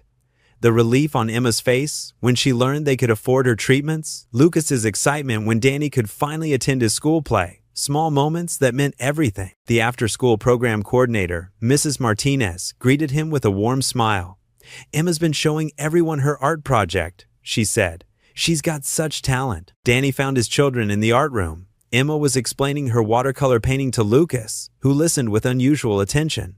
Both kids looked up when they saw him. "Dad!" Emma rushed over, her painting held carefully in front of her. "Look what I made today!" Danny knelt down to examine the artwork, a beautiful sunset over what appeared to be their apartment building. The colors blended together perfectly, creating a warm, hopeful scene. "This is amazing, sweetheart," he said, meaning every word. "We'll have to frame this one." Lucas tugged at his sleeve. "Can we go to the park today, Dad? You promised we could if Emma felt better." Danny checked his watch. There was still plenty of daylight left. And more importantly, He had the energy to take them. No exhaustion from working double shifts, no stress about missing bill payments. "The park it is," he said, watching their faces light up. At the park, Danny sat on a bench while his children played on the swings. Emma's laughter carried across the playground as Lucas pushed her higher. Her strength was returning. She could play longer now without getting tired, and her appetite had improved significantly. A young couple walked by with their dog, and Danny overheard snippets of their conversation about mortgage rates and work stress. He remembered when such discussions would have sent anxiety coursing through his veins. Now, thanks to his new job and Malcolm's guidance, he had started putting money aside in a savings account. It wasn't much yet, but it was more than he'd ever had before. Emma and Lucas ran over, their cheeks flushed from playing. "Can we get ice cream?" Lucas asked, pointing to the small shop across the street. A few months ago, this simple request would have forced Danny to make excuses or painfully deny them. Now, he stood up with a smile.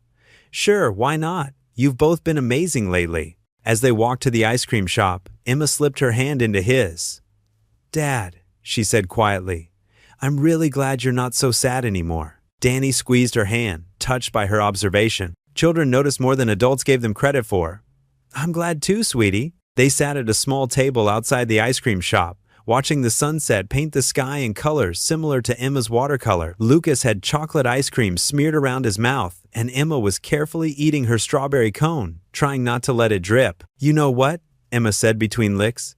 "I think this is the best day ever." Danny looked at his children, really looked at them. Lucas's untied shoelaces and messy hair, Emma's bright eyes, and the healthy color in her cheeks, both of them simply enjoying their ice cream without a care in the world. This was what he'd always wanted for them, not just survival, but the chance to be kids, to enjoy simple pleasures without the weight of adult worries. Back home, after homework was done and dinner was eaten, Danny helped Emma hang her watercolor painting on the wall. Lucas insisted on helping, holding the hammer with serious concentration as Danny showed him how to tap the nail in carefully. "It looks perfect there," Emma declared, stepping back to admire her work. Danny had to agree. The sunset in the painting seemed to glow against their plain wall, making their modest apartment feel warmer somehow. It was a reminder of how far they'd come, not just in terms of Emma's health or their financial situation, but in their ability to appreciate these moments together. As he tucked them into bed that night, Danny felt a deep sense of peace. Emma was getting better. Lucas was thriving in school, and he, for the first time in years, wasn't lying awake at night wondering how to make it through another day. Sitting on the couch later, Danny picked up Emma's latest medical report. The numbers and charts that had once terrified him now showed progress. Real, measurable improvement. The treatments were expensive, but between his new salary and the assistance from Malcolm's charity foundation, they were managing. He thought about Malcolm's words from their first meeting in the food court. "You don't have to be stuck in this cycle forever." At the time, it had seemed impossible to believe. But now, looking around at their home, at Emma's artwork on the wall, at Lucas's school awards on the shelf, at the stack of bills that no longer caused him panic attacks, Danny realized that change wasn't just possible, it was happening. His phone buzzed with a text from Malcolm.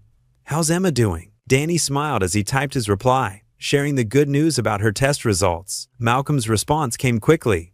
"Wonderful news. Keep believing in yourself, Danny. You're doing great things for your family." Looking at the message, Danny felt a surge of gratitude. His life had transformed not just because of Malcolm's help, but because he'd found the courage to accept it, to believe in the possibility of change. His children were happier and healthier, and for the first time in years, he could see a future filled with hope instead of constant struggle. The morning started like any other at Malcolm's company. Danny sat at his desk, reviewing spreadsheets and financial reports. His new position as a junior financial analyst was challenging, but he'd been getting better at it every day.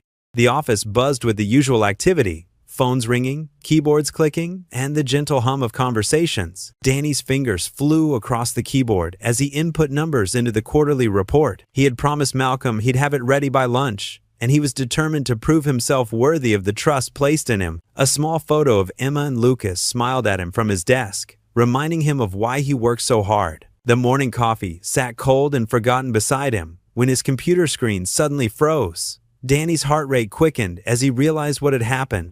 He had been working on the main spreadsheet without saving a backup copy. When the system came back online, half of the numbers were gone. 3 hours of work vanished. No, he muttered. frantically clicking through different folders. His palms grew sweaty as he searched for any trace of the lost data. The deadline was approaching, and the missing information was crucial for the company's quarterly meeting. Sarah, his colleague from the next cubicle, noticed his distress. "Everything okay, Danny?" He shook his head, running his hands through his hair. "I lost the Henderson account data. All of it." His voice cracked slightly. "The meeting's in 2 hours." The weight of his mistake pressed down on him like a physical force. This wasn't just about missing numbers. This was about trust.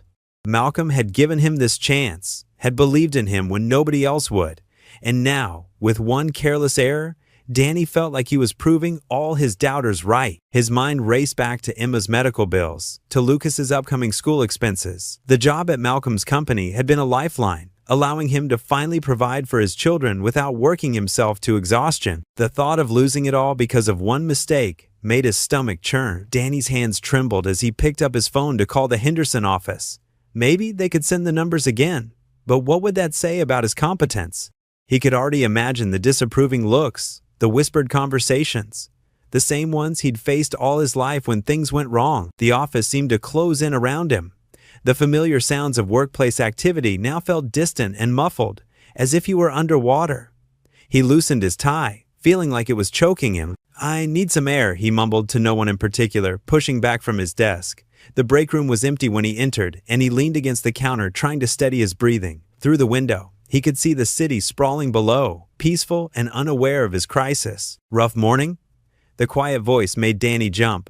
Malcolm stood in the doorway, his presence as unassuming as always despite his expensive suit. Danny straightened up immediately, his face flushing. "Mr. Fairweather, I made a mistake with the Henderson report.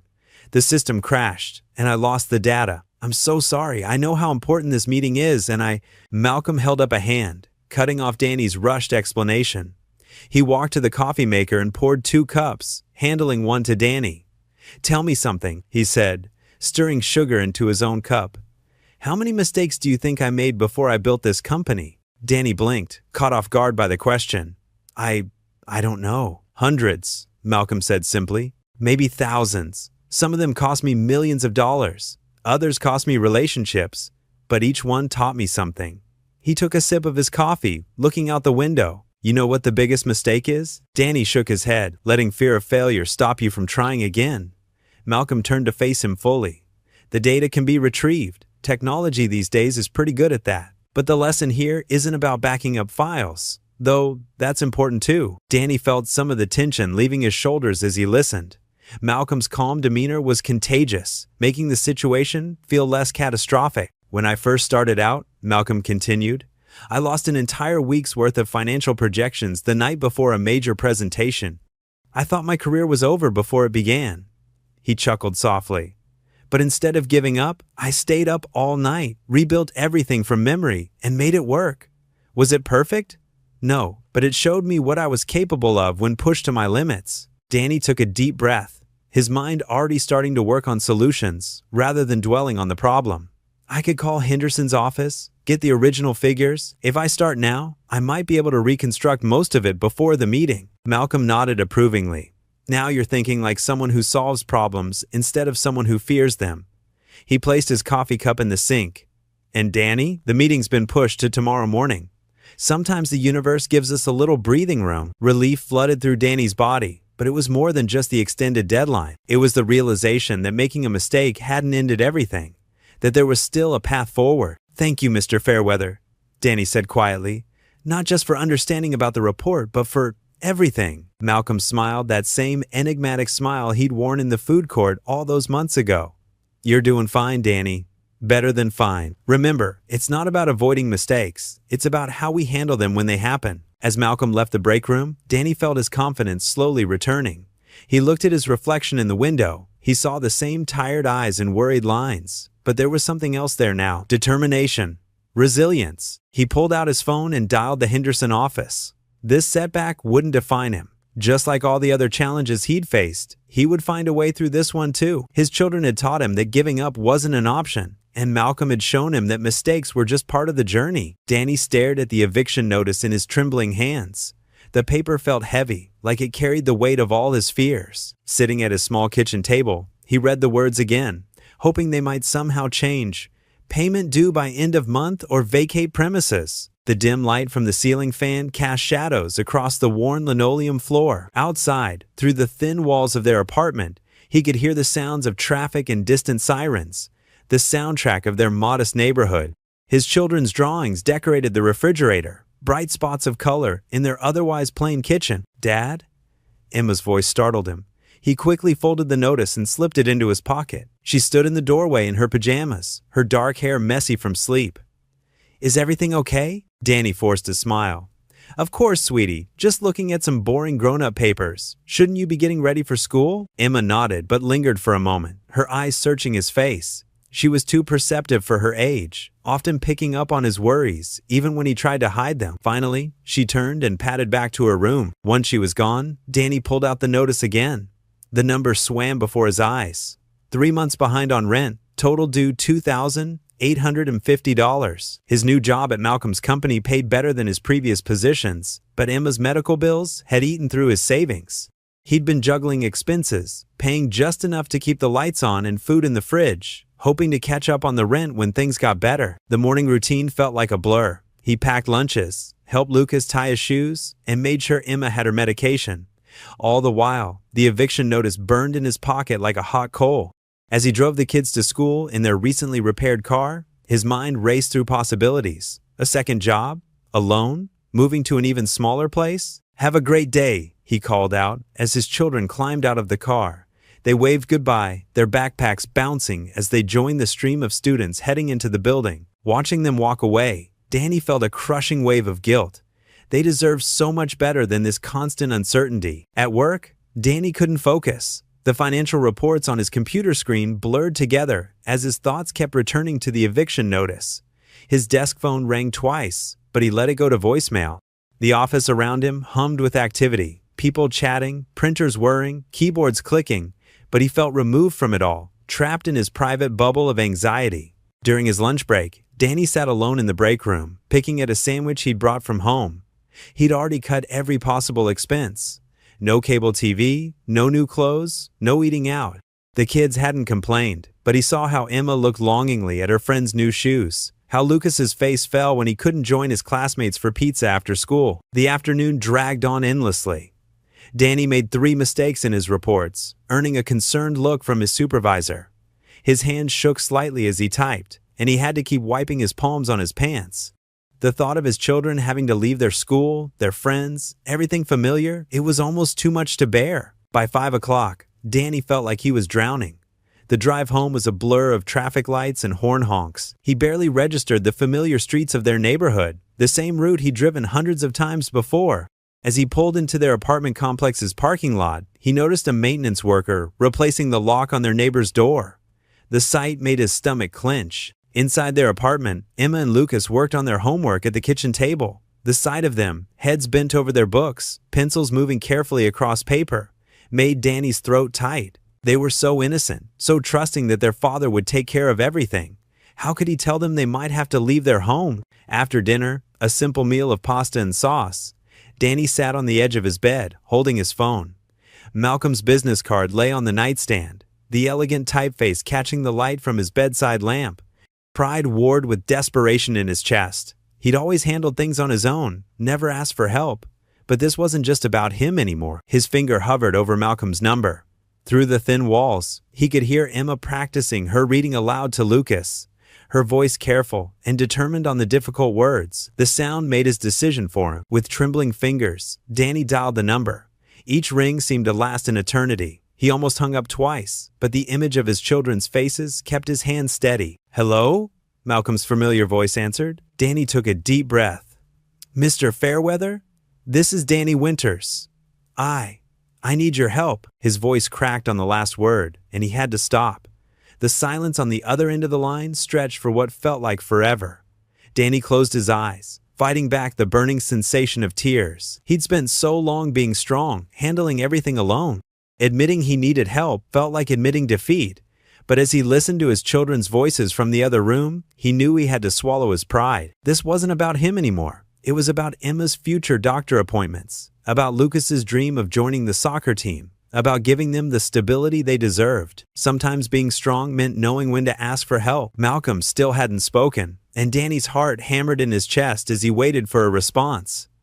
The card trembled in his free hand, a symbol of both hope and uncertainty. Whatever came next, he knew he had to face it. For his children's sake. Malcolm's office felt different this time. The morning sun streamed through the floor-to-ceiling windows, casting a warm glow across the polished desk where Danny sat, his hands clasped tightly in his lap. The eviction notice lay between them like a heavy weight. Malcolm studied the paper without speaking, his expression thoughtful. Danny's heart hammered in his chest as he waited. The silence stretched on, broken only by the gentle hum of the building's air conditioning. "I'm sorry," Danny finally said, his voice rough. "I wouldn't ask if I had any other option. I've tried everything else." His throat felt tight with shame. After all, Malcolm had done for him already. Here he was, asking for more help. Malcolm looked up, his eyes kind. "Danny, do you remember our first conversation in the food court?" Danny nodded, thinking back to that day when he'd opened up to a stranger in a janitor's uniform. It felt like a lifetime ago. "I told you that change comes when you least expect it," Malcolm continued, leaning back in his chair. "But what I didn't tell you is that change also requires courage. It takes courage to ask for help when you need it." Danny's shoulders slumped with relief at Malcolm's words. "I've always handled everything on my own," he admitted. "Ever since Sarah left, I felt like I had to prove I could do it all." Malcolm stood up and walked to the window, his hands in his pockets. "You know, Danny, I see a lot of myself in you. When I was starting out, I was too proud to ask for help, almost lost everything because of it." He turned back to face Danny. "That's why I spend time in the food court, watching people. Sometimes the ones who need help the most are the last ones to ask for it." Danny watched as Malcolm returned to his desk and opened a drawer. He pulled out a folder and began writing something. "Here's what we're going to do," Malcolm said, his pen moving across paper. "I'm going to loan you the money for the rent. No interest, no rushing to pay it back. You'll repay it when you can, at your own pace." Danny's eyes widened. Malcolm held up a hand. "Let me finish. This isn't charity, Danny. It's an investment in someone I believe in, someone who's shown me time and again that he's willing to work hard and do whatever it takes for his children." Danny felt tears prick at the corners of his eyes. He blinked them back, overwhelmed by the gesture. "But there's one condition," Malcolm added, sliding the paper across the desk. "You have to stop thinking you're in this alone. Emma and Lucas need their father to be strong, yes, but they also need him to be whole. Being strong sometimes means knowing when to lean on others." Danny picked up the document, a simple loan agreement with terms more generous than he could have imagined. His vision blurred as he read the words. "I don't know how to thank you," he managed to say. Malcolm smiled, the corners of his eyes crinkling. "Thank me by proving me right. Show me that my faith in you isn't misplaced." He paused, then added softly, "And maybe someday, when you're in a position to help someone else who's struggling, you'll remember this moment." As Danny signed the agreement, he felt something shift inside him. It wasn't just the relief of knowing he and his children wouldn't lose their home. It was something deeper, a realization that had been slowly building since that first encounter in the food court. Malcolm wasn't just offering money. He was offering something far more valuable: trust, friendship, a belief in Danny's potential that went beyond his current circumstances. The loan wasn't a handout. It was a hand up, offered with dignity and respect. Danny thought about all the times he'd refused help, thinking it made him weak. All the nights he'd laid awake, carrying the weight of his struggles alone. He thought about Emma and Lucas, and how they watched him, learning from his example. "You're right," Danny said, meeting Malcolm's gaze. "I've been so focused on being strong for my kids that I forgot to show them something just as important: how to accept help with grace when it's offered." Malcolm nodded, understanding in his eyes. "That's a valuable lesson too, Danny. One that took me far too long to learn myself." As they shook hands across the desk, Danny felt lighter than he had in years. The eviction notice that had seemed so threatening now looked like just another piece of paper. More importantly, he understood that the real gift wasn't the money. It was the trust Malcolm had placed in him, and the friendship that had grown between them. Malcolm walked him to the door, then paused. "You know, Danny, sometimes the hardest walls to break down are the ones we build ourselves." Danny thought about those walls, the ones he'd built so carefully over the years, thinking they would protect him and his children. Now he realized that sometimes those same walls could become a prison, keeping out not just pain, but also the help and connection he desperately needed. As he left Malcolm's office, Danny's steps were steady and sure. The weight of his burdens felt lighter, shared now with someone who believed in him. He understood that true strength wasn't about carrying everything alone. It was about having the courage to reach out when you needed it most. The early autumn breeze rustled through the park's maple trees, sending golden leaves dancing through the air. Danny watched as Emma and Lucas raced ahead on the winding path, their laughter echoing across the open space. The sun hung low in the sky, painting everything in warm, honey-colored light. "Dad, look!" Emma called out, pointing to a group of ducks waddling near the pond. Her cheeks were flushed from running, and her eyes sparkled with joy. The sight made Danny's heart swell. Just a few months ago, she had been too weak to run, the medical treatments taking their toll. Now, she was full of energy again. Lucas trailed behind his sister, stopping to collect particularly colorful leaves. "Can we feed the ducks, Dad?" he asked, already digging in his pocket for the bread they brought along. "Sure, buddy." Danny smiled, remembering how many times they'd done this before. But back then, the weight of worry had always pressed down on his shoulders, making even these simple pleasures feel bittersweet. They made their way to a wooden bench near the pond. Danny sat down, watching his children toss small pieces of bread to the eager ducks. The scene before him felt almost surreal, peaceful, ordinary, yet somehow extraordinary in its simplicity. His mind drifted back to those endless days of working 2 jobs, of counting every penny, of lying awake at night wondering how he'd make it through another week. The memory of that first meeting with Malcolm in the food court seemed like something from another lifetime. The tired janitor, who turned out to be so much more. Emma's delighted squeal pulled him back to the present as a bold duck waddled closer to snatch a piece of bread from her hand. "Did you see that, Dad?" she called out. Her face lit up with excitement. "I saw it, sweetheart," Danny replied, marveling at how different she looked now. The color had returned to her cheeks, and the worried frown that had creased her young forehead was gone. The medical treatments that had once seemed impossibly out of reach had worked wonders. Lucas plopped down beside him on the bench, his small collection of leaves carefully arranged on his lap. "Dad, can we make a leaf collection at home, like the one we saw in that book?" "Of course we can," Danny answered, ruffling his son's hair. There was a time when he would have hesitated, knowing that even simple craft supplies were a luxury they couldn't afford. Now, he could say yes without that familiar pang of guilt and worry. The new job Malcolm had given him had changed everything. It wasn't just the steady paycheck or the health insurance, though those things had made an enormous difference. It was the dignity of doing work he was proud of being able to provide for his children without running himself into the ground. Emma joined them on the bench, sandwiching Danny between his 2 children. She leaned against his arm, a contented sigh escaping her lips. "This is nice," she said simply. Danny wrapped his arms around both of them, pulling them close.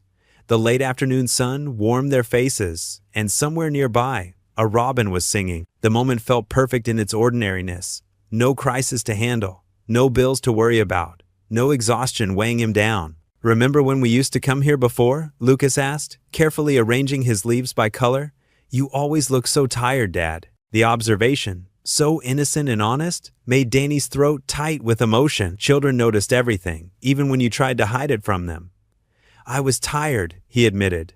"But things are different now." "Because of Mr. Malcolm?" Emma asked, looking up at him with knowing eyes. Danny nodded slowly. "Because of Mr. Malcolm, and because sometimes life surprises you in good ways. Sometimes help comes from unexpected places." They sat in comfortable silence for a while, watching the sun sink lower in the sky. The ducks had wandered off to the other side of the pond, and the evening air was growing cooler. Danny thought about how far they'd come, not just in terms of their improved circumstances, but in the way they felt as a family. The constant strain that had colored their relationships had lifted, replaced by a lighter, more joyful connection. "Can we get ice cream on the way home?" Lucas asked hopefully. "Sure," Danny replied, and the simple pleasure of being able to say yes without mental calculations made him smile. As they gathered their things to leave, Danny took one last look around the park. The setting sun had turned the sky into a canvas of pink and gold, and the autumn leaves seemed to glow from within. He felt something settle in his chest, a quiet certainty that they were going to be okay. The path home wound through the park, and as they walked, Danny listened to his children's chatter about their plans for the weekend. Emma wanted to start a garden in the spring, and Lucas was excited about his upcoming science fair project. Simple dreams, but ones that now felt achievable. The weight that had lived in Danny's chest for so long had lifted, replaced by something lighter, hope, maybe, or contentment. The future stretched out before them, not as a threat, but as a promise. Whatever challenges lay ahead, he knew they would face them together, stronger for what they'd been through. Danny sat in Malcolm's office, fidgeting with his tie. The room was spacious but somehow felt warm and inviting, with afternoon sunlight streaming through tall windows. Malcolm's desk, though made of expensive wood, had family photos scattered across it, a detail that always made Danny feel more at ease. "Danny," Malcolm began, his voice carrying its usual calm tone, "I've been watching Emma's progress in school." He pulled out a manila envelope from his desk drawer. "Her teachers tell me she's exceptionally bright." Danny's chest swelled with pride. "She works really hard. Even with everything that's happened with her health, she never lets it slow her down." Malcolm nodded, a gentle smile crossing his face. "That's exactly why I wanted to talk to you today." He slid the envelope across the desk. "Open it." With careful fingers, Danny lifted the flap and pulled out several glossy brochures. His eyes widened as he recognized the name of Riverside Academy, one of the most prestigious private schools in the area. His heart started racing. He'd seen their tuition rates before, and they were far beyond anything he could afford, even with his improved situation. Keep reading," Malcolm encouraged, leaning back in his chair. Danny's hands trembled slightly as he pulled out an official letter. The words, "Full academic scholarship," jumped out at him, followed by Emma's name. The room seemed to spin for a moment as he tried to process what he was seeing. "I don't understand," Danny managed, his voice barely above a whisper. Malcolm leaned forward, clasping his hands together. "The Fairweather Foundation has a scholarship program for exceptional students who've overcome significant challenges. Emma's application was reviewed by the board, and they were unanimous in their decision." Danny blinked rapidly, trying to hold back the tears that threatened to spill. "Application? But we never." "I hope you'll forgive me," Malcolm said, looking slightly sheepish. "I took the liberty of submitting her school records and medical history. Your daughter's resilience impressed everyone on the board." The tears won out, and Danny quickly wiped them away with the back of his hand. I don't know what to say." "Say you'll accept it," Malcolm replied simply. "Emma deserves every opportunity we can give her." Danny looked down at the brochures again, seeing images of state-of-the-art science labs, music rooms, and sports facilities. He thought about Emma's face lighting up whenever she learned something new, how she'd fight through her fatigue to finish her homework, how she never complained about their circumstances. "The scholarship covers everything," Malcolm continued. "Tuition, books, uniforms, even transportation. She can start next semester if you'd like." Danny's mind raced back to that first day in the food court, eating leftover chicken nuggets and wondering if anything would ever change. Now here he sat, holding the key to his daughter's future in his trembling hands. "I don't know how to thank you," Danny said, his voice thick with emotion. Malcolm stood up and walked around his desk, placing a hand on Danny's shoulder. "You already have, Danny. You've shown what determination and hard work can accomplish. Emma inherited those traits from you." Danny carefully placed the papers back in the envelope, treating them like precious artifacts. "When I first met you, sweeping those floors in the mall, I never imagined." "Life has a way of surprising us," Malcolm said, smiling.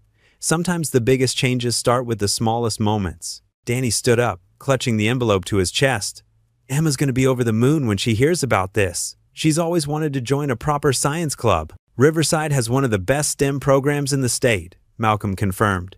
"And from what I hear, they could use a bright young mind like hers." Danny took a deep breath, trying to steady his emotions. "You know, when you first offered me that job, I almost didn't take it. I was so scared of change, so used to just getting by." "But you did take it," Malcolm reminded him. "You took a chance on yourself, and that's why we're here today." Looking around the office, Danny thought about how far he'd come from those desperate days of working 2 jobs and barely making ends meet. His new position had given him not just financial stability, but dignity. And now, this gift for Emma, it was more than he'd ever dared to hope for. "I should head home," Danny said, checking his watch. "Emma will be back from her friend's house soon, and I want to tell her the news in person." Malcolm walked him to the door, then paused. "Danny, remember something. This scholarship, it's not charity. Emma earned it with her hard work and determination, just like you've earned everything you've achieved these past months." Danny nodded, grateful for Malcolm's understanding of his pride. "Thank you, Malcolm, not just for this, but for believing in us when nobody else did." As Danny turned to leave, Malcolm called out one last time. "Oh, and Danny, make sure to take a video of Emma's reaction. The board would love to see it at the next scholarship ceremony." Danny walked out of the office with his head held high, the envelope tucked safely under his arm. The future he'd always dreamed of for his children was finally within reach, and he could hardly wait to share the news with Emma. The morning sun filtered through the office windows as Danny organized his desk, arranging the family photos he'd finally felt comfortable displaying. His new nameplate gleamed: Daniel Winters, Senior Operations Manager. The promotion had come as a surprise, though Malcolm later admitted he'd been watching Danny's progress closely over the past months. Danny picked up the framed photo of Emma and Lucas, taken at the park just last weekend. Their smiles were brighter now, more carefree. Emma's health had improved significantly since starting her treatments, and Lucas was thriving in his after-school programs. For the first time in years, Danny felt like he could breathe easily. His phone buzzed with a text from Sarah, his new assistant. "Monthly reports are ready for your review, Mr. Winters." He smiled, still not used to being addressed so formally. Just 6 months ago, he'd been struggling to make ends meet. Now, he had a team reporting to him and a salary that allowed him to provide for his family comfortably. The morning meeting went smoothly. Danny presented the quarterly projections with confidence, his voice steady and sure. He remembered his first presentation, how his hands had trembled as he'd clicked through the slides. Today, he moved through the material effortlessly, fielding questions from the board members with ease. "Excellent work, Danny," Malcolm said after the meeting, clapping him on the shoulder. "You've really grown into this role." Danny nodded, grateful but humble. "I had a good teacher." "You did the work?" Malcolm replied. "I just opened the door." Back at his desk, Danny reviewed the latest financial statement from his bank. His savings account was growing steadily, and he'd even started a college fund for the kids. The thought made his chest swell with pride. He remembered the days of counting pennies for gas money, of choosing between paying the electric bill or buying new shoes for the kids. At lunchtime, Danny walked to the break room, where his coworkers greeted him warmly. He was no longer the outsider, the new guy with the mysterious connection to Malcolm. He'd earned their respect through hard work and dedication. "Hey, Danny," called Mike from accounting. "We're still on for the softball game this weekend, right? Lucas is welcome to join the junior league if he's interested." "Thanks, Mike. He's actually pretty excited about it." Danny smiled, thinking about how his son had been practicing his swing in the backyard. The afternoon passed quickly with meetings and project reviews. Danny's new position kept him busy, but it was fulfilling work. He checked his watch, realizing he could leave early today, something that would have been impossible in his old jobs. On his way out, he stopped by Malcolm's office. The older man was back in his janitorial uniform, preparing for his evening rounds. "You know," Danny said, leaning against the doorframe, "I finally understand why you do that." Malcolm looked up, his eyes twinkling. "Do what?" "The janitor act. It keeps you grounded, doesn't it? Helps you remember where you came from." Malcolm nodded slowly. "It's easy to lose yourself in success, to forget what it means to struggle. This reminds me why I started my foundation in the first place." Danny understood now. His own success hadn't made him forget his hardships. Instead, it had given him perspective and empathy for others in similar situations. Driving home, Danny noticed how different everything looked now. The same streets he'd once driven in a broken-down car, worried about making it to his next paycheck, now felt full of possibility. He pulled into the driveway of their home. They'd been able to stay, thanks to Malcolm's help, and Danny had even made some improvements to the property. Emma and Lucas burst out the front door as soon as they heard his car. The babysitter, Mrs. Rodriguez, waved from the porch. Danny could now afford reliable childcare, another blessing he didn't take for granted. "Daddy!" Emma wrapped her arms around his waist. Her cheeks were rosy, a stark contrast to the pale, sickly color they'd been before her treatments. "I got an A on my science project." "That's wonderful, sweetheart." Danny hugged her tight, remembering the nights he'd helped her study while worrying about medical bills. Lucas bounced around them, clutching a paper in his hand. "Look, Dad, I made the honor roll." Danny scooped him up, his heart swelling with pride. "I knew you could do it, buddy. How about we celebrate?" The kids cheered as Danny led them inside. The house was warm and welcoming, filled with the evidence of their improving life. New curtains Emma had picked out, Lucas's art projects on the walls, and family photos everywhere. The refrigerator was full, the bills were paid, and there was even money left over for small luxuries. "Pizza night?" Lucas suggested hopefully. "Better," Danny replied. "How about we go to that new restaurant you've been wanting to try? The one with the arcade?" The kids' eyes widened with excitement. As they got ready to go out, Danny watched them chattering happily about their day. Emma's medication schedule was now manageable, and her doctors were optimistic about her progress. Lucas had joined the school's chess club, something Danny could never have afforded before. In the car, Danny listened to his children's animated conversation, their voices full of joy and excitement about the future. Emma talked about wanting to become a doctor, while Lucas described his latest art project. Their dreams were no longer limited by their circumstances. At a red light, Danny caught his reflection in the rearview mirror. The worry lines on his face had softened, and the constant look of exhaustion had been replaced by something else: hope, contentment, and pride. He remembered Malcolm's words from that first meeting in the food court. Change comes when you least expect it. The restaurant was busy, but they had a reservation, another small luxury Danny still marveled at. As they settled into their booth, Emma and Lucas eagerly examining the menus, Danny felt a profound sense of gratitude wash over him. They weren't just surviving anymore, they were thriving. "Dad," Emma said, looking up from her menu, "are you okay? You're smiling really big." Danny reached across the table and squeezed her hand. "I'm better than okay, sweetheart. I'm just happy we're here together." Lucas put down his menu. "Can we get appetizers?" "Of course we can," Danny replied, no longer having to check his wallet or calculate costs in his head. "We're celebrating, remember?" As they ordered their food, complete with appetizers, desserts, and all the fixings, Danny watched his children's faces light up with each new possibility. Their lives had changed in so many ways, but the most important change was the sense of security and hope they all felt now. Danny traced his fingers over the photo frame, his heart swelling with pride.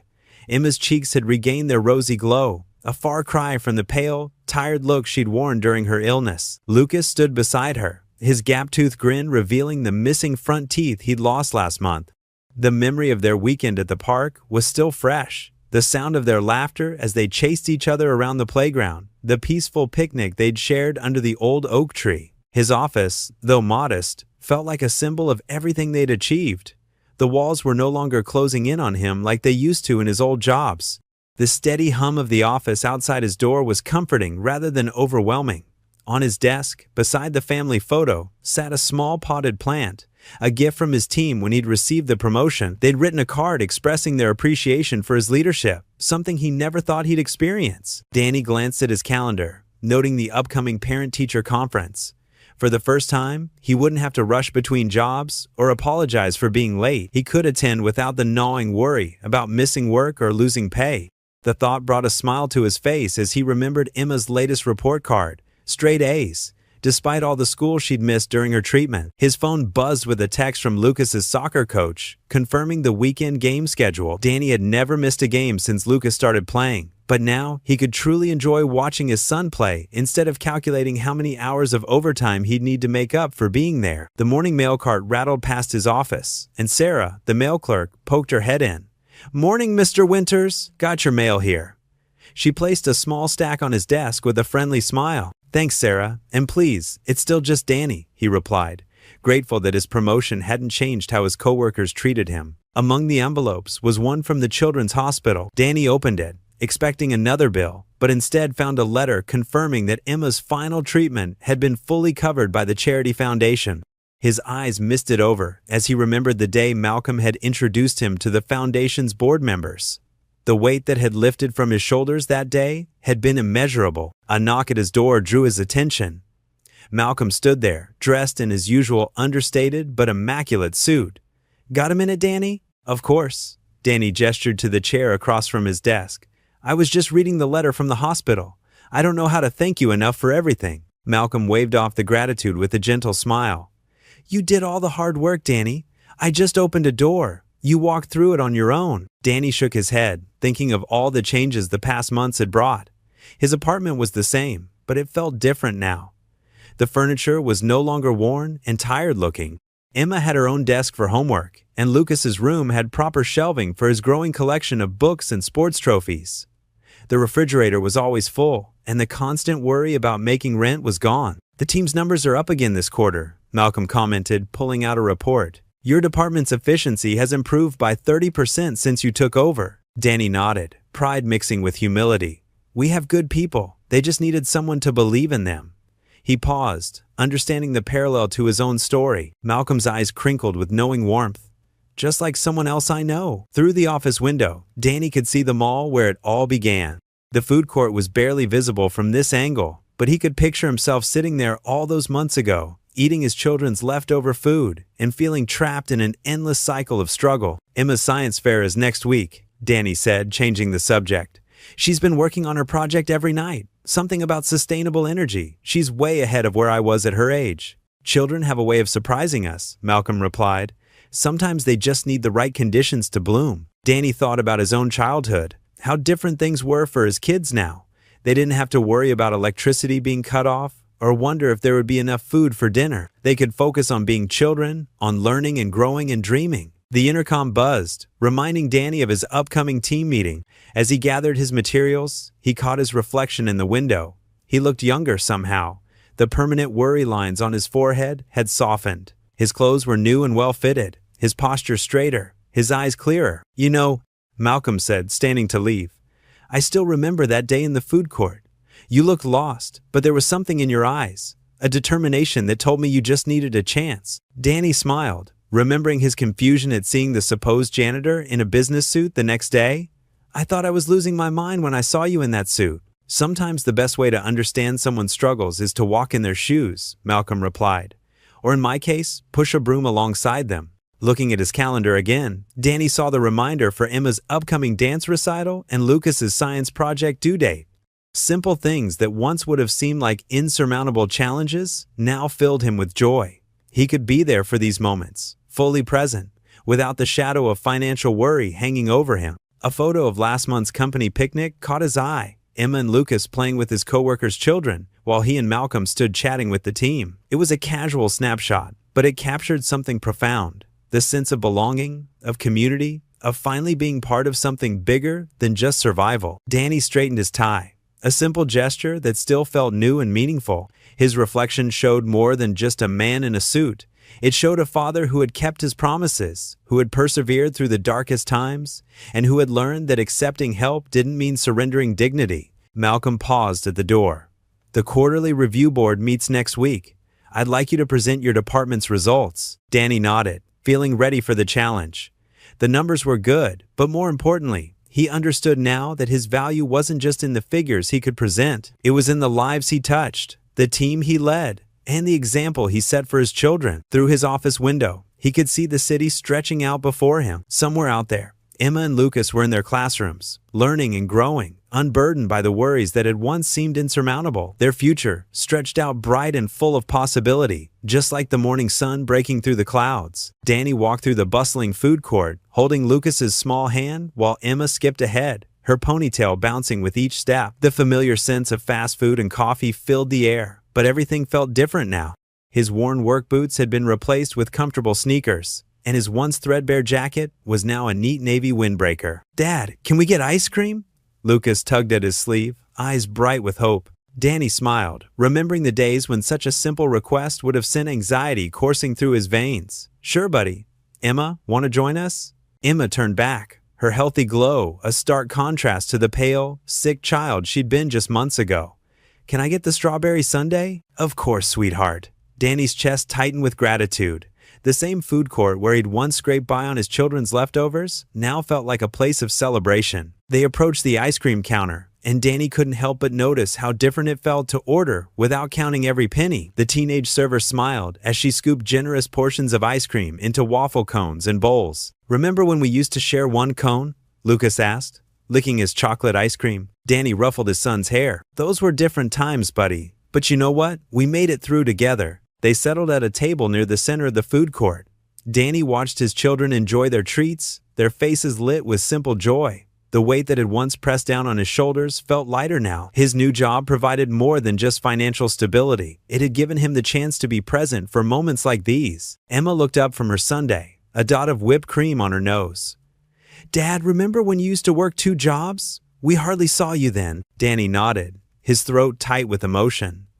I remember, sweetheart, but things are different now. We have more time together, don't we? And I'm not sick anymore, Emma added matter-of-factly, spooning another bite of ice cream. Danny's eyes misted over as he remembered those terrifying days when Emma's medical bills had seemed like an insurmountable mountain. Now, thanks to Malcolm's help and the medical coverage from his new job, Those worries were behind them. The familiar sound of a sweeping broom caught Danny's attention. His eyes drifted to the corner where he'd first met Malcolm. A different janitor worked there now, methodically cleaning the floors just as Malcolm had done. Danny smiled, remembering how that chance encounter had changed everything. Lucas finished his ice cream and pointed to the arcade. "Dad, can we play some games, please?" "Sure thing, champ." Danny reached for his wallet, not the old cracked one he'd had before, but a simple leather one Malcolm had given him as a gift when he'd received his promotion. "Here's some tokens for both of you. Stay where I can see you, okay?" As his children raced off to the arcade, Danny leaned back in his chair, taking in the scene around him. Families chatted and laughed, sharing meals and making memories. He was one of them now, not an outsider looking in, but a father who could provide for his children without the constant fear of falling short. He pulled out his phone and checked his calendar. Tomorrow, he had a meeting with Malcolm to discuss expanding their community outreach program. Danny had gone from being a recipient of help to someone who could offer it to others. The thought filled him with purpose. Emma's laughter echoed from the arcade, and Danny turned to watch his children play.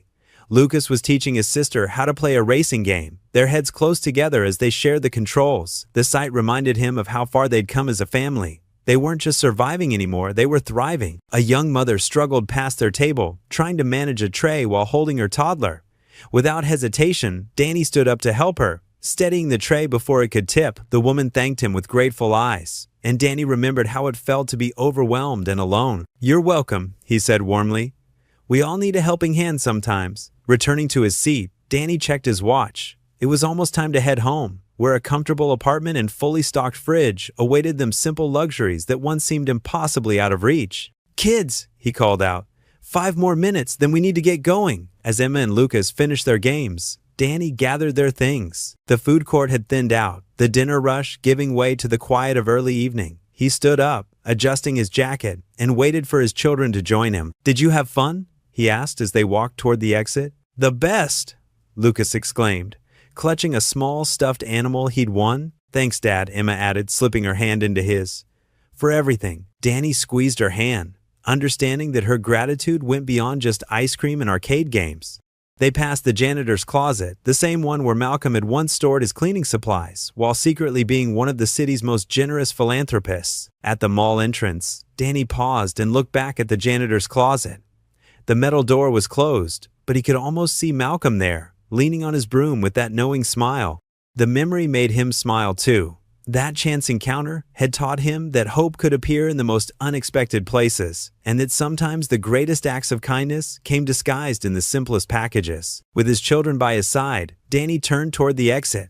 The setting sun cast long shadows through the glass doors, but they didn't feel ominous anymore. Instead, they seemed to point the way forward, toward a future bright with possibility. His family, his greatest gift, walked beside him, their footsteps echoing in perfect harmony. What would you do if you were in their place? Comment your answer below, and let's see how you'd rewrite the ending. If you enjoyed the story of Danny Winters, I handpicked the next story that you will enjoy. Please don't miss this one. Click here to watch it.